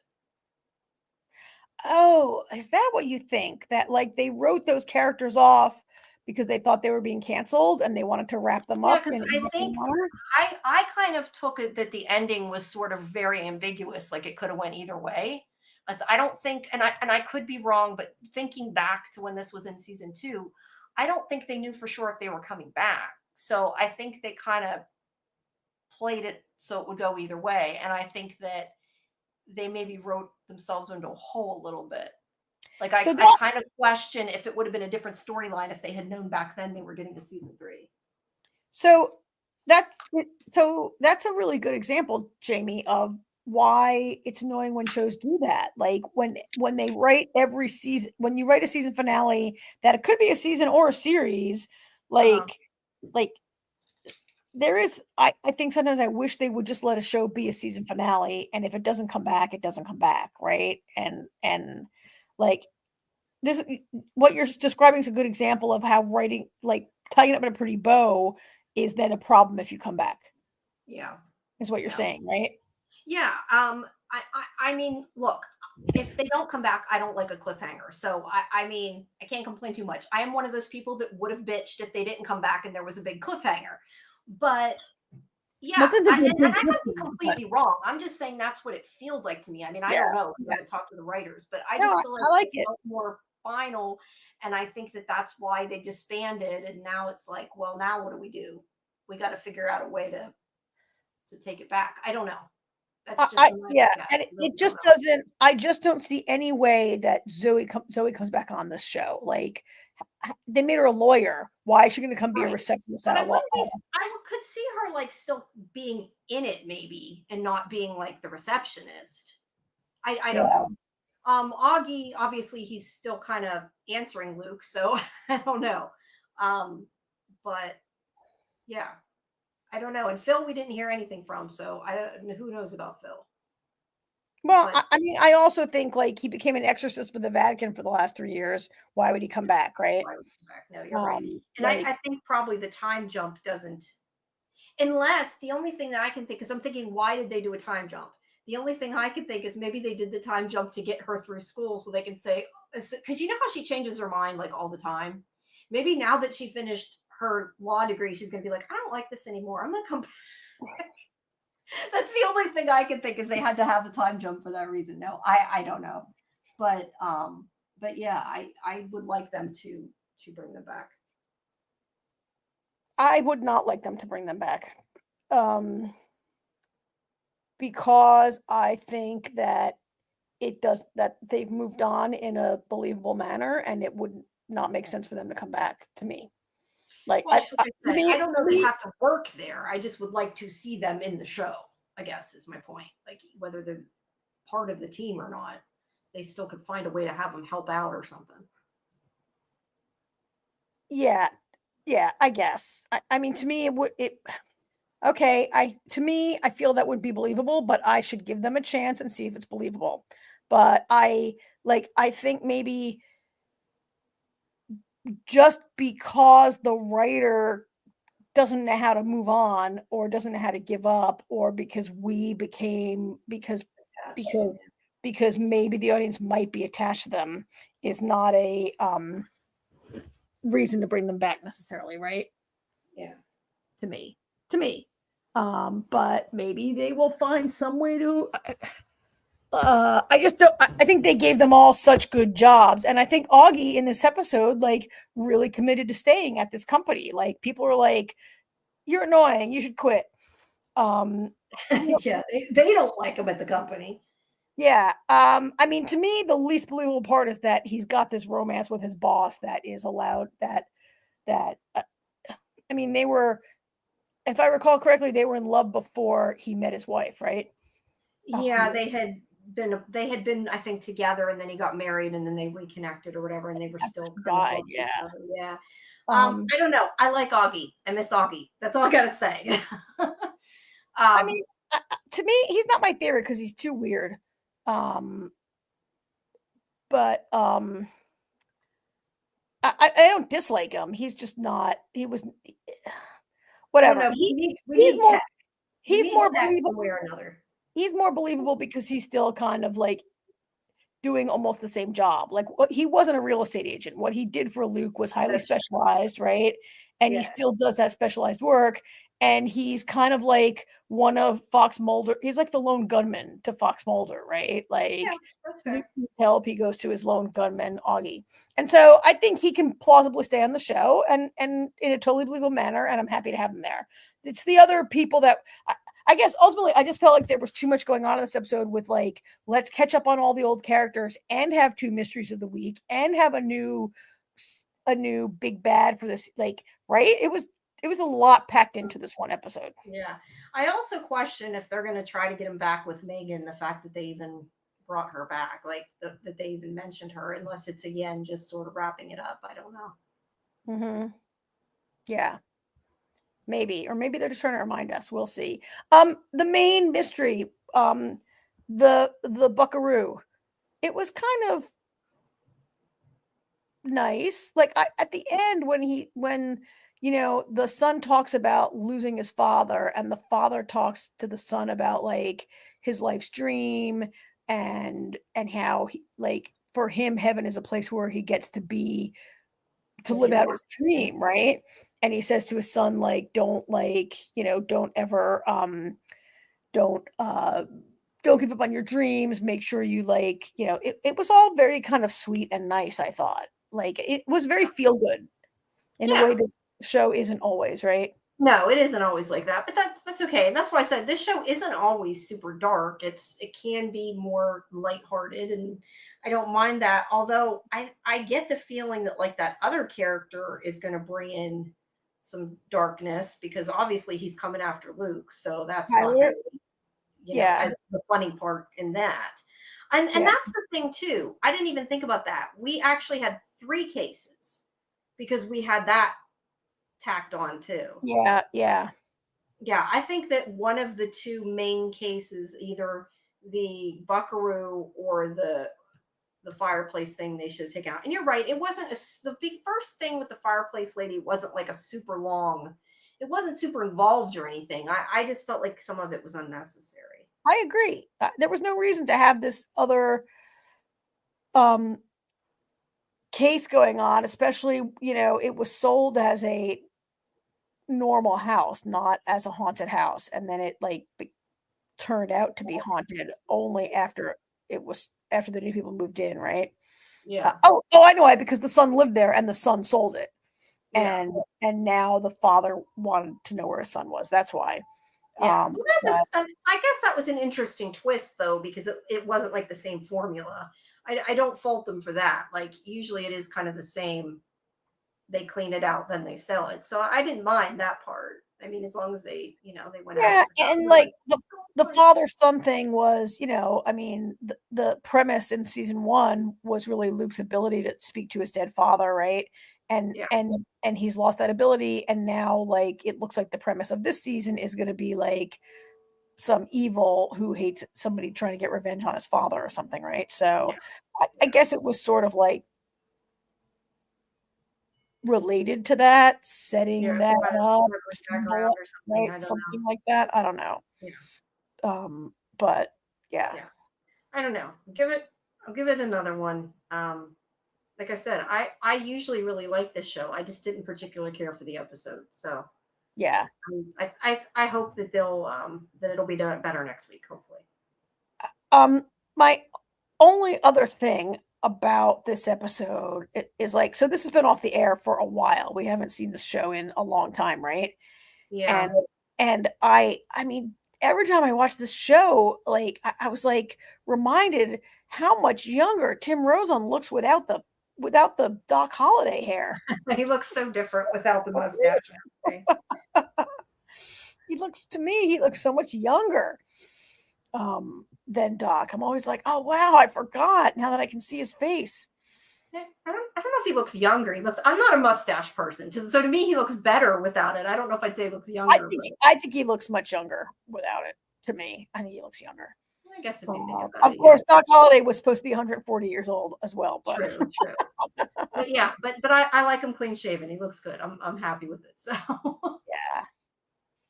yeah.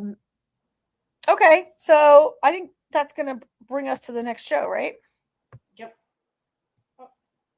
All right, so you, Jamie, and AJ. I guess AJ, you've been quiet for a while, and Jamie, would love to hear what you think also about this episode. Okay, well, let AJ go first since he's been quiet. Let him talk for a minute, unless he doesn't want to. No, I'm back. So, I feel like the whole Muse storyline was just a waste of time. No, not a waste of time. Wrong. You think that? I think the Muse storyline was just kind of the catalyst to get Matt to put the suit back on. That's just the storyline they used. Mm-hmm. Artie brought up a good point. We were watching it. He had said, it would have been better when they revealed that it was Bastion, which we kind of figured from the start because he was very creepy at the bookstore. But if we had seen more of their sessions together leading up to it, because it felt like, hey, here's a creepy kid at the bookstore. Hey, he showed up saying he needs to see you professionally, and then the one time we see the session, it's revealed that he's Muse. So like a better build up would have been good. I was glad they ended the Muse story quickly, because the actual real story is Fisk and the anti-vigilante task force, which I think is going to make the next 2 episodes insane. That's how many are left? Yeah, 2. Yeah, that was going to be my question. They did like wrap it up quick, but I don't think there's that many of the episodes. It was a short season, but yeah, I don't know. I mean, we've kind of talked about how this show is not necessarily like the typical Marvel show. It's darker, and he hasn't even been. I mean, the thing that's interesting, and we've said this before, is that he hasn't been until this episode Daredevil since the beginning of the season.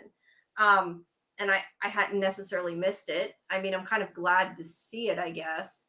But a serial killer isn't usually what I would necessarily think of when I thought of Marvel,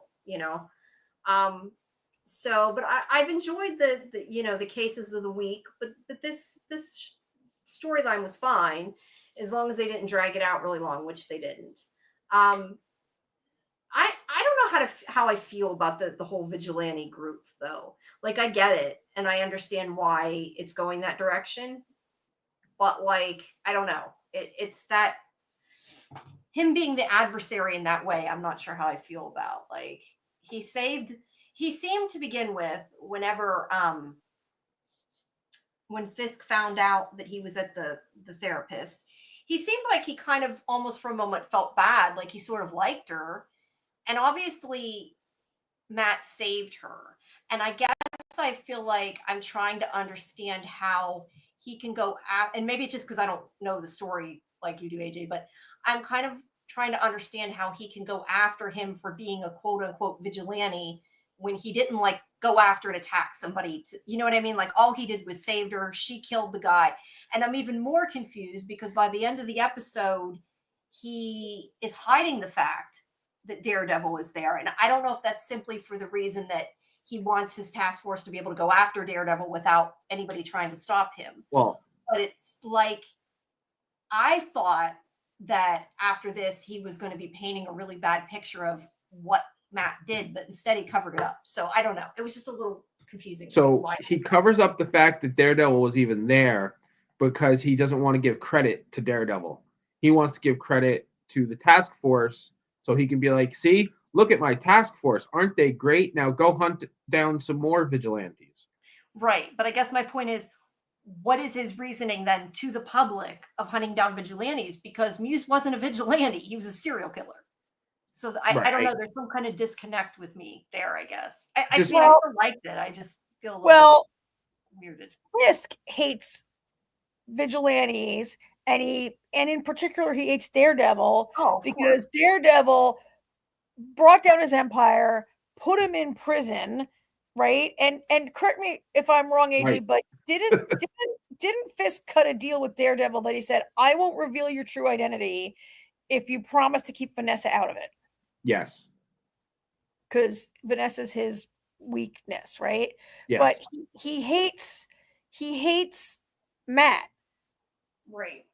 But I guess I'm saying, like, he's trying to put on this front for the public. And I don't understand how he can now say to the public, I'm going to go after vigilantes because the serial killer was around. That's the platform. That's the platform he ran on. Because what he's doing with this is he's saying, see, my task force took down took down Muse, not the vigilantes. We don't need them. Okay. I get that. I'm just saying, like, to me, it would have connected better if, like, he blew up the fact that Matt was there and tried to make it like Matt did something wrong. Do you understand what I'm saying? It confused me a bit what his motivation was behind it. I get it, but I don't know. I mean, to be fair, vigilantes are breaking the law, right? Yeah. Like it is against the law to take the law. But he pretty much only saved her. He really didn't do anything to break the law this time. She killed the bad guy in self-defense. So that's what I'm saying. Like, he didn't act like a vigilante. Is I guess what I'm saying. Well, he did. He obviously Heather didn't beat the shit out of him. That's true. Right? That's like true. That's true. That is true. He did some things. They needed to be done, right? Like he did things that needed to be done. Yeah. But Fisk, Daredevil's his arch. Like they are at a state of détente lately, but they're arch enemies, right? They're arch enemies. I mean, they made an agreement too. Maybe not just the secret identity thing, but the agreement. You don't put on the suit, and I won't go after you. And he did. So all bets are off. Yeah. So I was really surprised that they wrapped up Muse so quickly. I should say I was pleasantly surprised. I was too, though. Yeah, I was a little surprised to hear you say that, only because he is a comic character, right? And he has a longer run in the comics than this, right? Not much longer, yes, but not much longer. I mean, when you compare it to the 7, all right, so we have 7 episodes. compared to one issue of a comic book a month. You only get 12 issues of a comic a year. So in the comic world, things seem to take like they're taking longer than it really is sometimes. Mm-hmm. And Muse wasn't really around that long in the comics either. Okay. So. Well, at any rate, I was glad to see him go because I'm not really that interested in watching serial killer shows, especially not for Marvel. It did.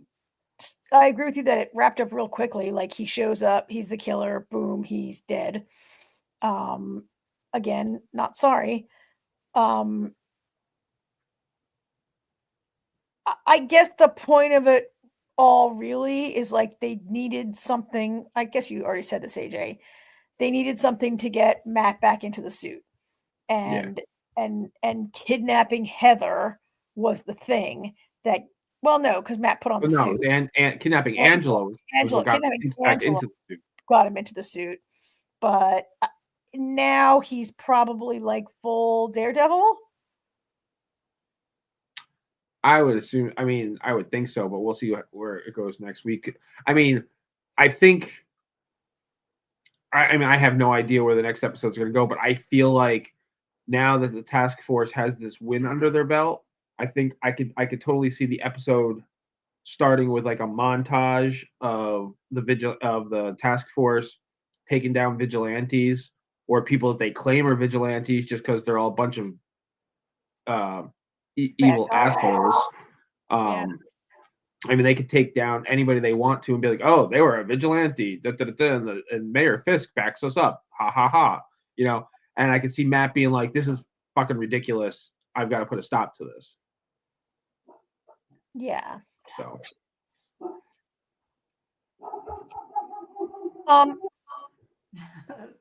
I know that's not Jamie's dog. No, Jamie has a little dog. Yappy. So I guess there's going to be a big moment for Heather when she finds out her boyfriend is Daredevil, right? Yeah. She's gonna have to notice if she finds everything. She doesn't have to find out. I thought she might actually get killed only because of the long history of superhero girlfriends being killed. And that maybe Karen lived. Karen? Karen's alive. She used to be Matt's girlfriend. She used to be Matt's girlfriend. She loved the show. She'll probably be back, but I thought maybe this could have gone in a direction that Heather being killed is the thing that puts Matt back on the street as a vigilante. But they seem to be going this other direction where Heather's like, vigilante bad, I'm writing a book about it. And then you get rescued by a vigilante. So what does that mean for your book proposal? But she noticed before he was all bruised. After this time, he's going to be even worse. And it looked like Muse sliced his leg. I'm not entirely sure, but it looked like it. Not to mention she was like, he knew my name. Yeah, I feel like this is if they were going to have her figure out the identity. It's very possible she's going to figure it out. Oh, by the way, you guys, and especially Jamie, because AJ might have an explanation for this, but how about the part where Matt, a blind man, goes into the murder? Oh my God, the painting. Yes. I'm like, the painting is not 3D, damn it. He does not have echolocation on that painting or something like that. Yeah, there's no way he could tell that was her face. I 100% agree. It wasn't it wasn't just like, but there was texture to the painting. Come on. Yeah, but texture doesn't feel like a person's face that's a 3D object. Well, not object, but you know what I mean? That's in 3D. I don't buy that. If he had like a sculpture of her, I would have bought it. But a painting. Yeah, see the thing about Matt's,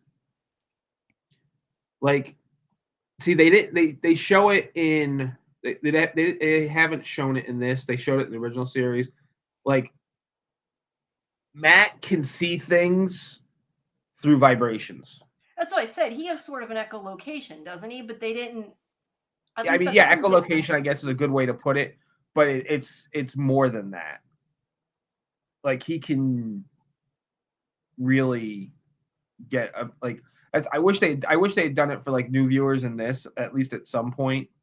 But there's at one point in the earlier seasons they actually show from his perspective what he can see and can't see.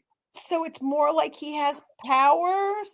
It's kind of so how Matt this whole thing started, how he lost so how he lost his vision Right? Chemical is how spill? he was that. Yeah, it was a Yeah, chemical chemical. spill.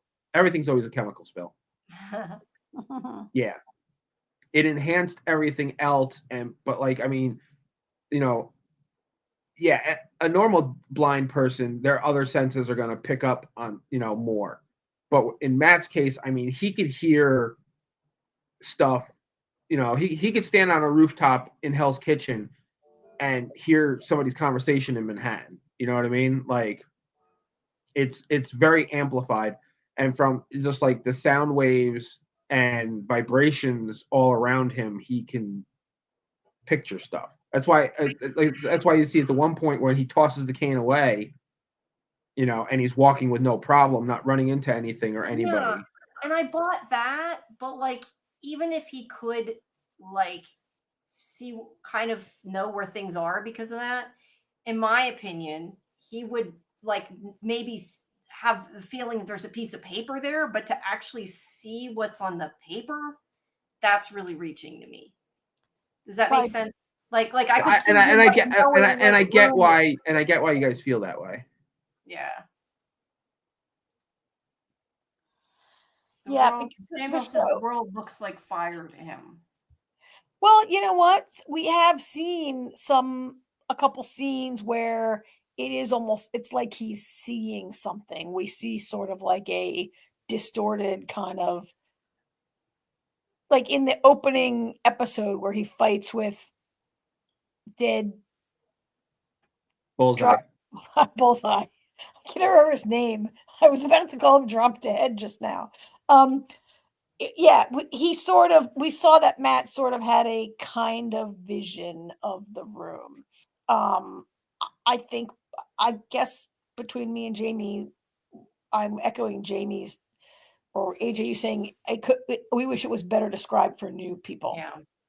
Because it did seem to me, I was like, that is some bullshit that he can like touch this painting. And that's what I said. Like I can maybe buy that he can like kind of know what the surrounding area is, like know there's a table here because of the echoes or the vibrations, know there's a piece of paper there, but to actually see an image on a paper, that's a lot. And even if it's textured, it wasn't like texture isn't 3D, it isn't just like it's coming off the page. I don't know. Yeah. I think they should have explained it better. If he can see it, they should have explained it. But to me, it was just like sloppy writing, which the show for the most part has been pretty good. So yeah, it was just surprising when they did that. It didn't work. Well, Miss Heather's in for a huge awakening when she finds out that her blind boyfriend, who she treats like a hopeless baby, doesn't she? Always like, oh, I'm worried about you. You could be kidnapped. You could be this. You could be that. I feel like she treats him like he's. Yeah. I also thought they were close to breaking up towards the beginning of the episode, though, too. I mean, I don't think they will now because of what happened, but like, did you get the feeling maybe they were going to break up at the one point? I don't know. I mean, she was saying like that he wasn't being, I forget what she said, but basically that he wasn't opening up to her ever. Like, I thought she was going to say, we need to take a break, and then she didn't. Yeah, she was like, you're traumatized. You have to deal with, she's not wrong, right? He is a very traumatized. Definitely not wrong. But God, actually, she is showing me how annoying it must be to date a therapist. Also,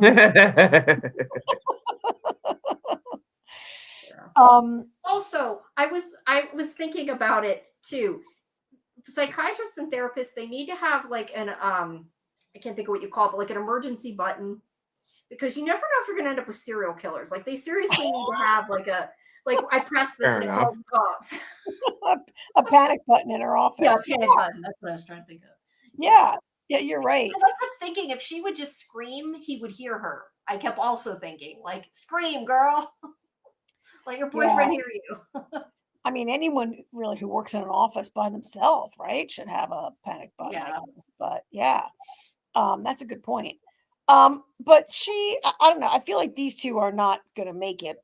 And it's the book proposal that really, like, is this gonna make her even more be like, introduce me to Daredevil, introduce me to Spider-Man, introduce me Yeah. to I mean, Spider-Man's not ever gonna be on this show. Despite the fans clamoring for it. Yeah. Because Spider-Man exists in the MCU and in New York, in like real New York City. He doesn't live in like Gotham City, right? He lives in New York City. But he's not going to And be to on this. explain anybody who doesn't know, Karen doesn't literally mean Gotham City. She's just saying that. Yeah, I know that Gotham City is not part of Marvel. No, I know. I'm just saying some people hear that. They're like, wait, what? Yeah, or well, I guess DC has all these fake cities, but Yeah. but he's not going to be on the show because of Sony. But remember last week, Heather was like, introduce me to all your vigilante friends. Because I want to write a book about them. And I wonder if she's going to be worse now and become like obsessed with vigilantes and really want to like dig into it. I don't know. Also, I don't think that she's okay.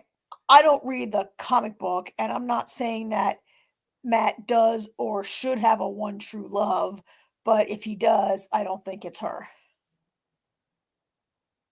I mean, they have good chemistry, I think. I don't mind these two together. I just feel like I guess because I really expected her to die because of superhero girlfriends always getting killed and kidnapped and stuff.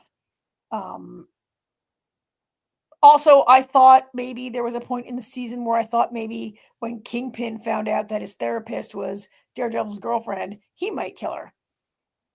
But I pretty much think he's going to always think he's about to kill somebody because he's this, right? So this is how Matt sees things. Oh, it does look like fire. Yeah. Yeah. Yeah. This is how Matt sees things. So he can see, or does does it only turn on when he's like in a situation? No, this is pretty much how he always sees things. So why doesn't he tell people he can see? Why is he pretending to be blind? Because it's not the same thing. It's not like, I mean, could you imagine walking around like this all day? And because people think he's blind. Easier to be a vigilante. Because he doesn't see like other people, you know what I mean? But I mean, he could actually. I can't really tell who that is, but he could tell who that is, and he could. That's from season 3. He couldn't. I don't remember who that was, but yeah. I guess going around pretending to be blind is a lot, but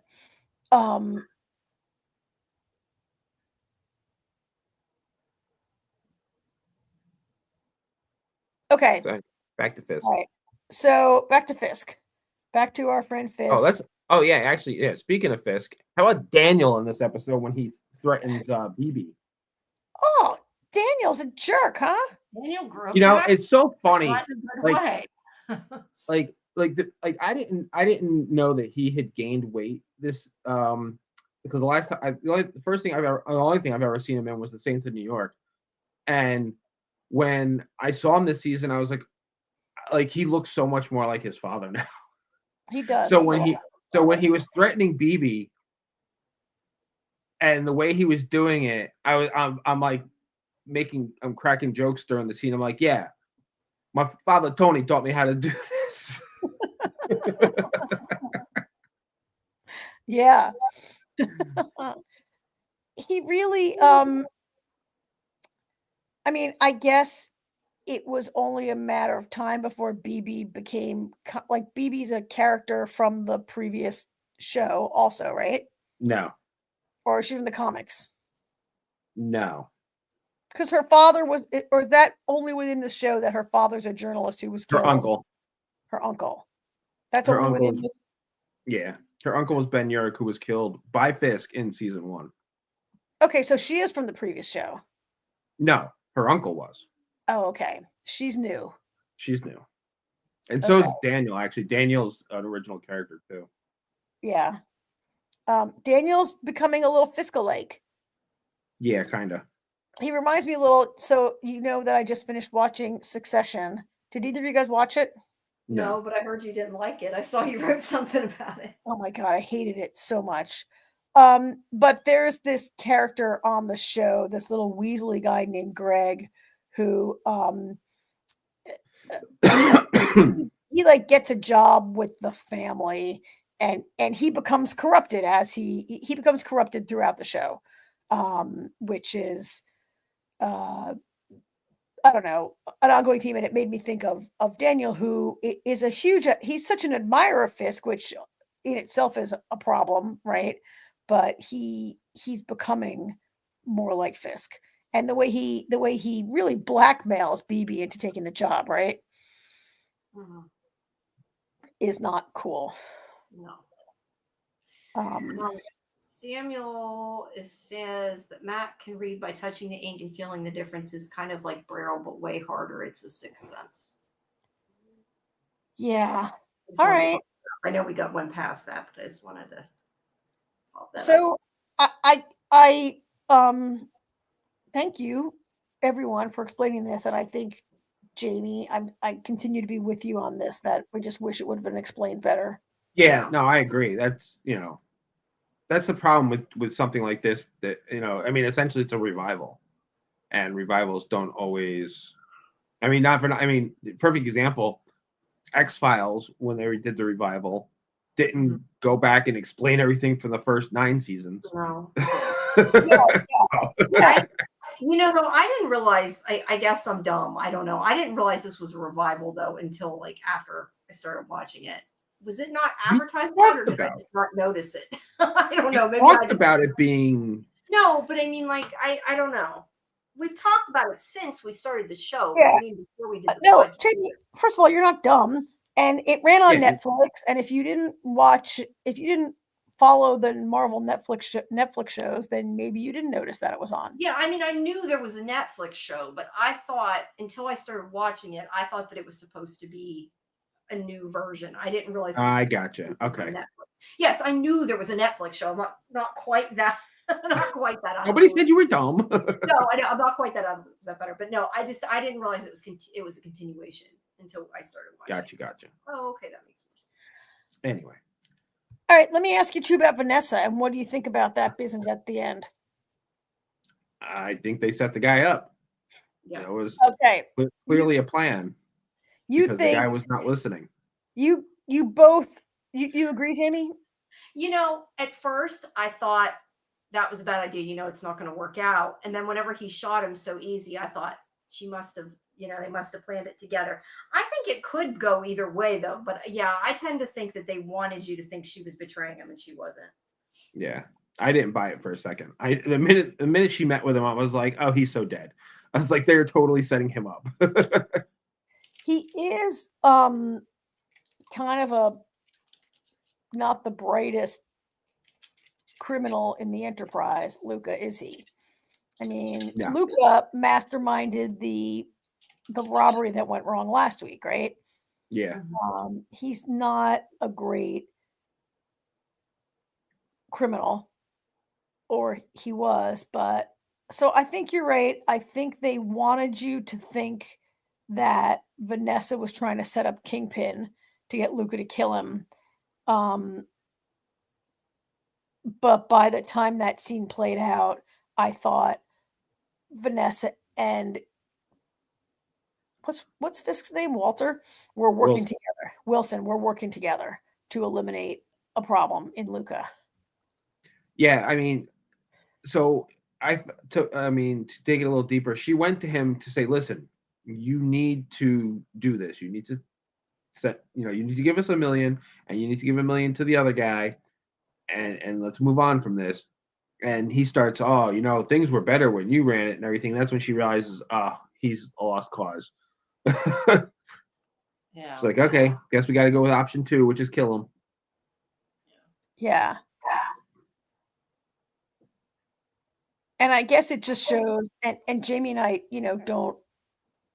haven't seen there's something. I'm sorry, my watch is beeping and I can't find it.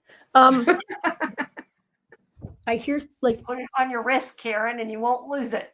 I hear some beeping, and I can't find the thing. But I mean, I guess this goes to show, for those of us who need the reminder, how closely aligned Fisk and his wife are.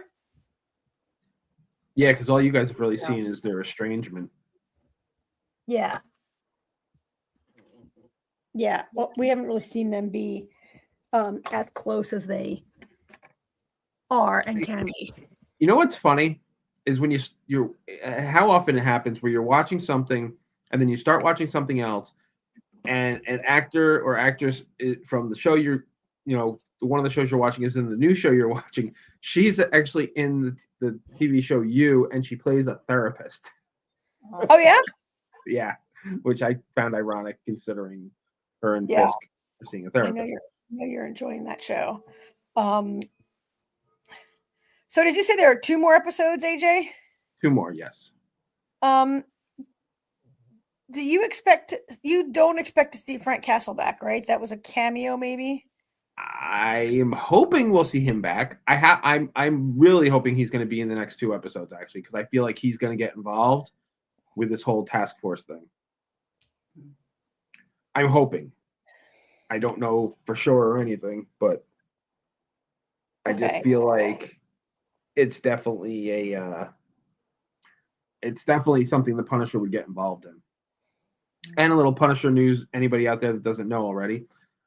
I mean, it's been pretty widely announced that there's going to be a movie special Punisher on Disney Plus, but it just came out that John Barenthal is actually co-writing it. So that's so I guess before that, it would be worth it to probably watch the original. It might make more sense. For backstory, but I will tell you guys right now, if you guys think this has been graphic, the Punisher is a lot more graphic. Yeah. I mean, I guess I'd have to think about that. Might not be Karen's cup of tea. Karen, you could try it and see how far you make it. All right. Jamie, you tend to have a little more leeway. Yeah, it might not bother me, but I don't know. How many are there? Are there a lot? Like if there's like 5 seasons or whatever. No, there's 2 seasons of Punisher, 13 episodes, so it's 26 episodes. That's not. Well, that's kind of a lot.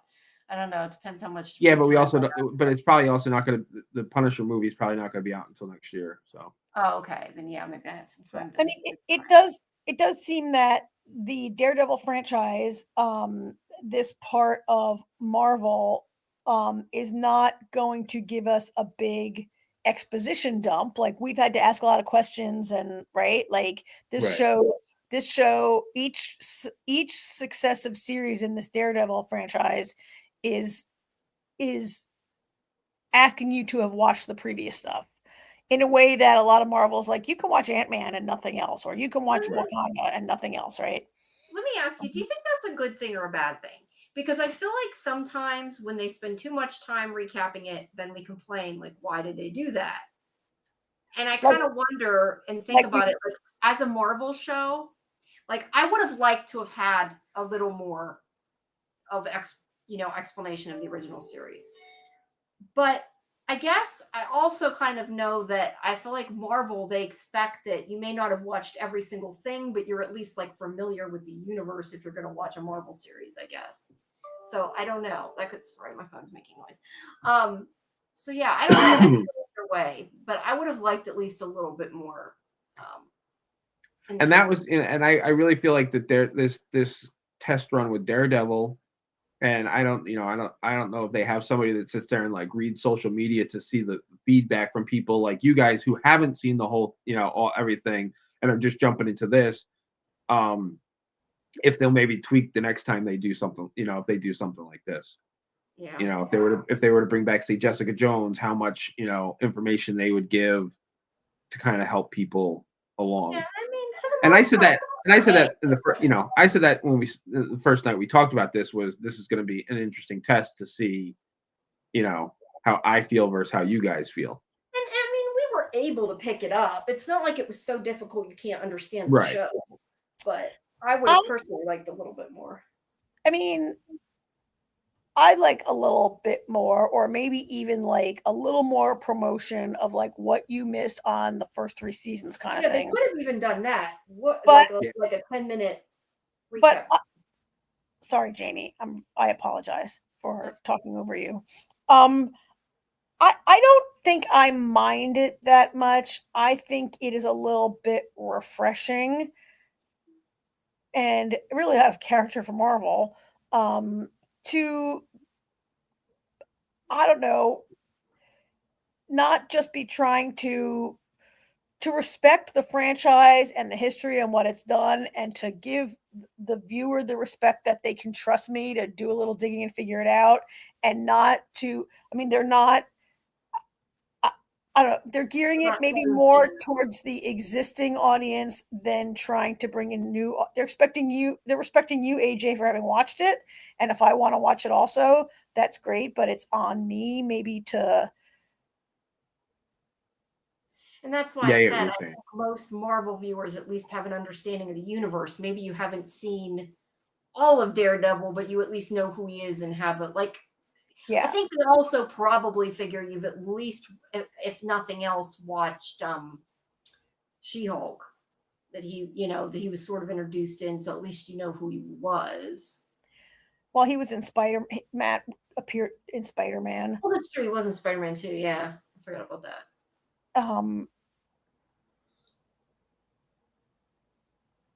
But yeah, I think I maybe don't like, would I have liked to have had Matt's vision explained to me a little bit better? Yes.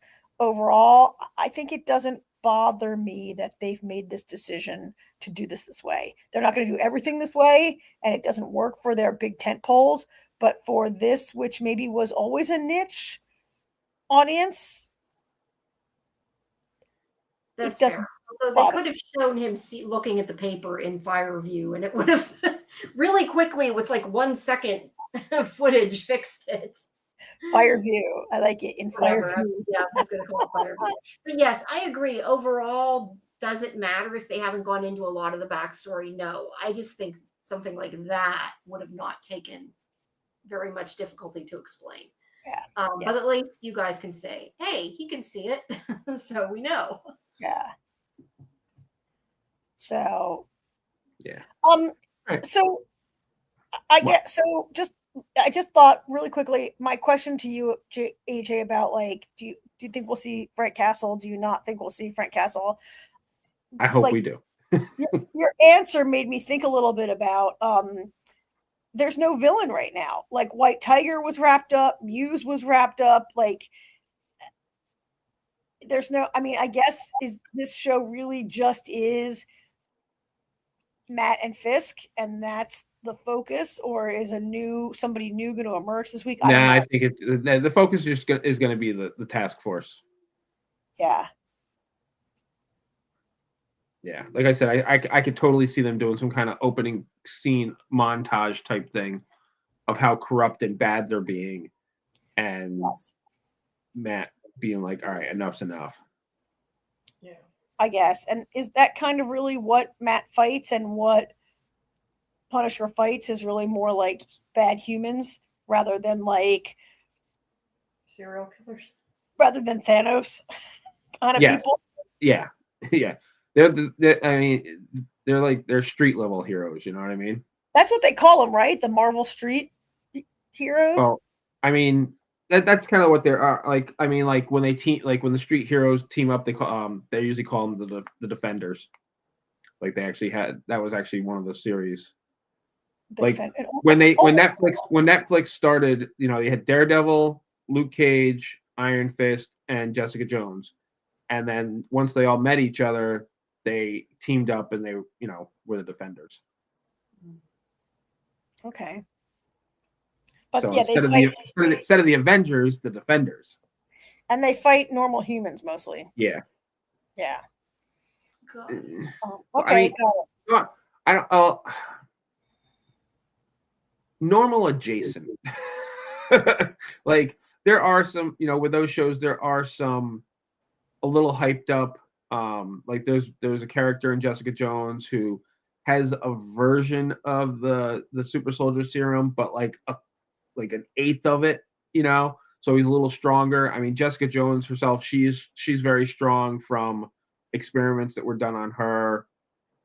Luke Cage, right? In the Huh? comic book, Muse has super strength, right?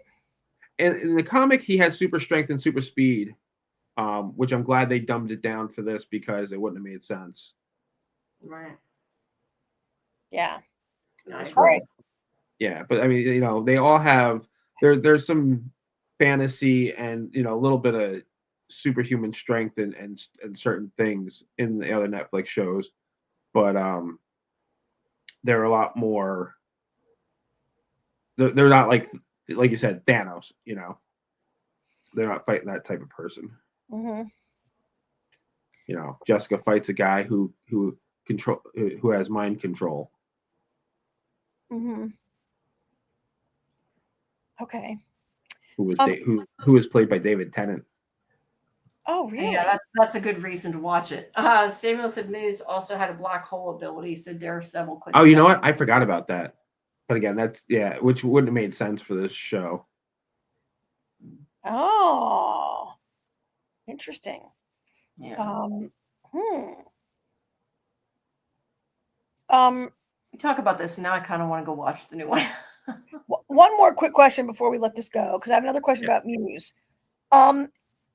In the comic book, his name is not Bastion Who's he what, right? Like he's never revealed. I honestly don't remember if they ever reveal his name in the comics. The internet told me that they don't, but you can't believe everything on the internet. So that's why I was asking you. What are you talking about? If it's on the internet, it's true. I know, that's what I was just gonna say. That is true. Internet doesn't lie. Come on. Yeah. Everything on the internet is true. I think I read that in the comic books he's never named. But yeah, it could be wrong. So all right. That could be why I don't remember if he had a name or not. That's neither here nor there. Again, that was a long time ago. Yeah. Okay. 2 more episodes. Yep. And we'll see what happens.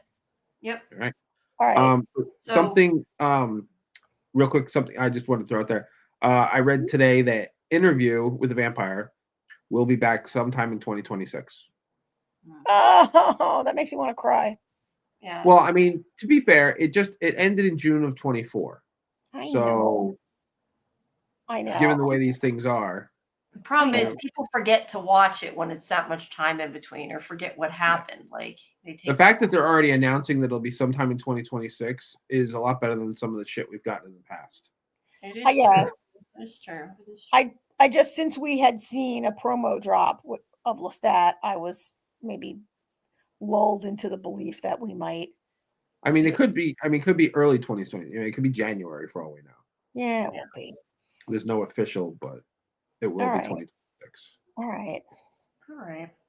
Well, I was just going to say we probably are going to be doing that Wheel of Time interview soon. I'm pretty sure we're going to be able to put it on the show. At the very least, it'll be under the videos, but I think we're going to be able to put it on the show. And so we have that. And then, of course, we had said before we might be getting somebody from Last of Us, which would be really cool. Not the main cast, but it would still be fun. But please join us tomorrow at 10:30 p.m. Eastern. We're going to talk about last season of The Last of Us. And then the one thing I forgot to mention is starting on Thursdays. I don't know what we're doing this week yet. I will know by tomorrow. Let's just worry about tomorrow right now. No, but I was just going to say, I should mention that Scarlett and I are going to be covering Towards Zero, I believe, which is an Agatha Christie show. It's only 3 episodes, so it'll just be like a little. What is it? Thing. Towards Zero. It is. Yeah. Never heard of it. Yeah. She likes Agatha murder Christie, mysteries. I've never heard of it. We're looking at murder mystery stuff. Is it on BritBox? I think I heard it will be. It will be on the 16th. Yeah. That's why I said I don't know what we're doing this week. But I think I heard there was a new Agatha Christie coming on Lumber So Buffs, yeah. that will be soon. And then, like I said, Sunday we have our show for Yellow Jackets, and Sunday we will, of course, for Thursday night we have our Yellow Jackets finale and the watch party. But Sunday 7:30 we're gonna have Yellow Jackets watch party. At 9 we'll have The Last of Us watch party live, or not live. You know what I mean? When it drops, I shouldn't say live. When the episode drops, we'll watch it, and then followed by the Yellow Jackets live stream of the finale. So, please join us tomorrow. Please like, subscribe. And like I said, if you see a video in your feed, even if you click on it and then click like, even if you can't watch all our videos, it does still help with the algorithm and it is appreciated. And yeah, we hope to see you at the next one tomorrow. Let us know what you think of The Last of Us. This is going to be a good season. I'm excited for the new episode next week. Have you already seen it?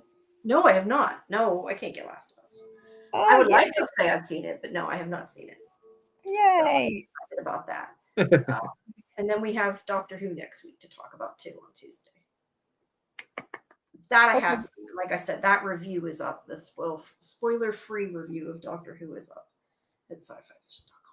So, all right, everybody. All right. Thank you, everybody, for joining us. Yep. Have a good night. Maybe we'll see some of you guys tomorrow. Yep. Hope so. And if not, check out Discord for all the schedule and everything else.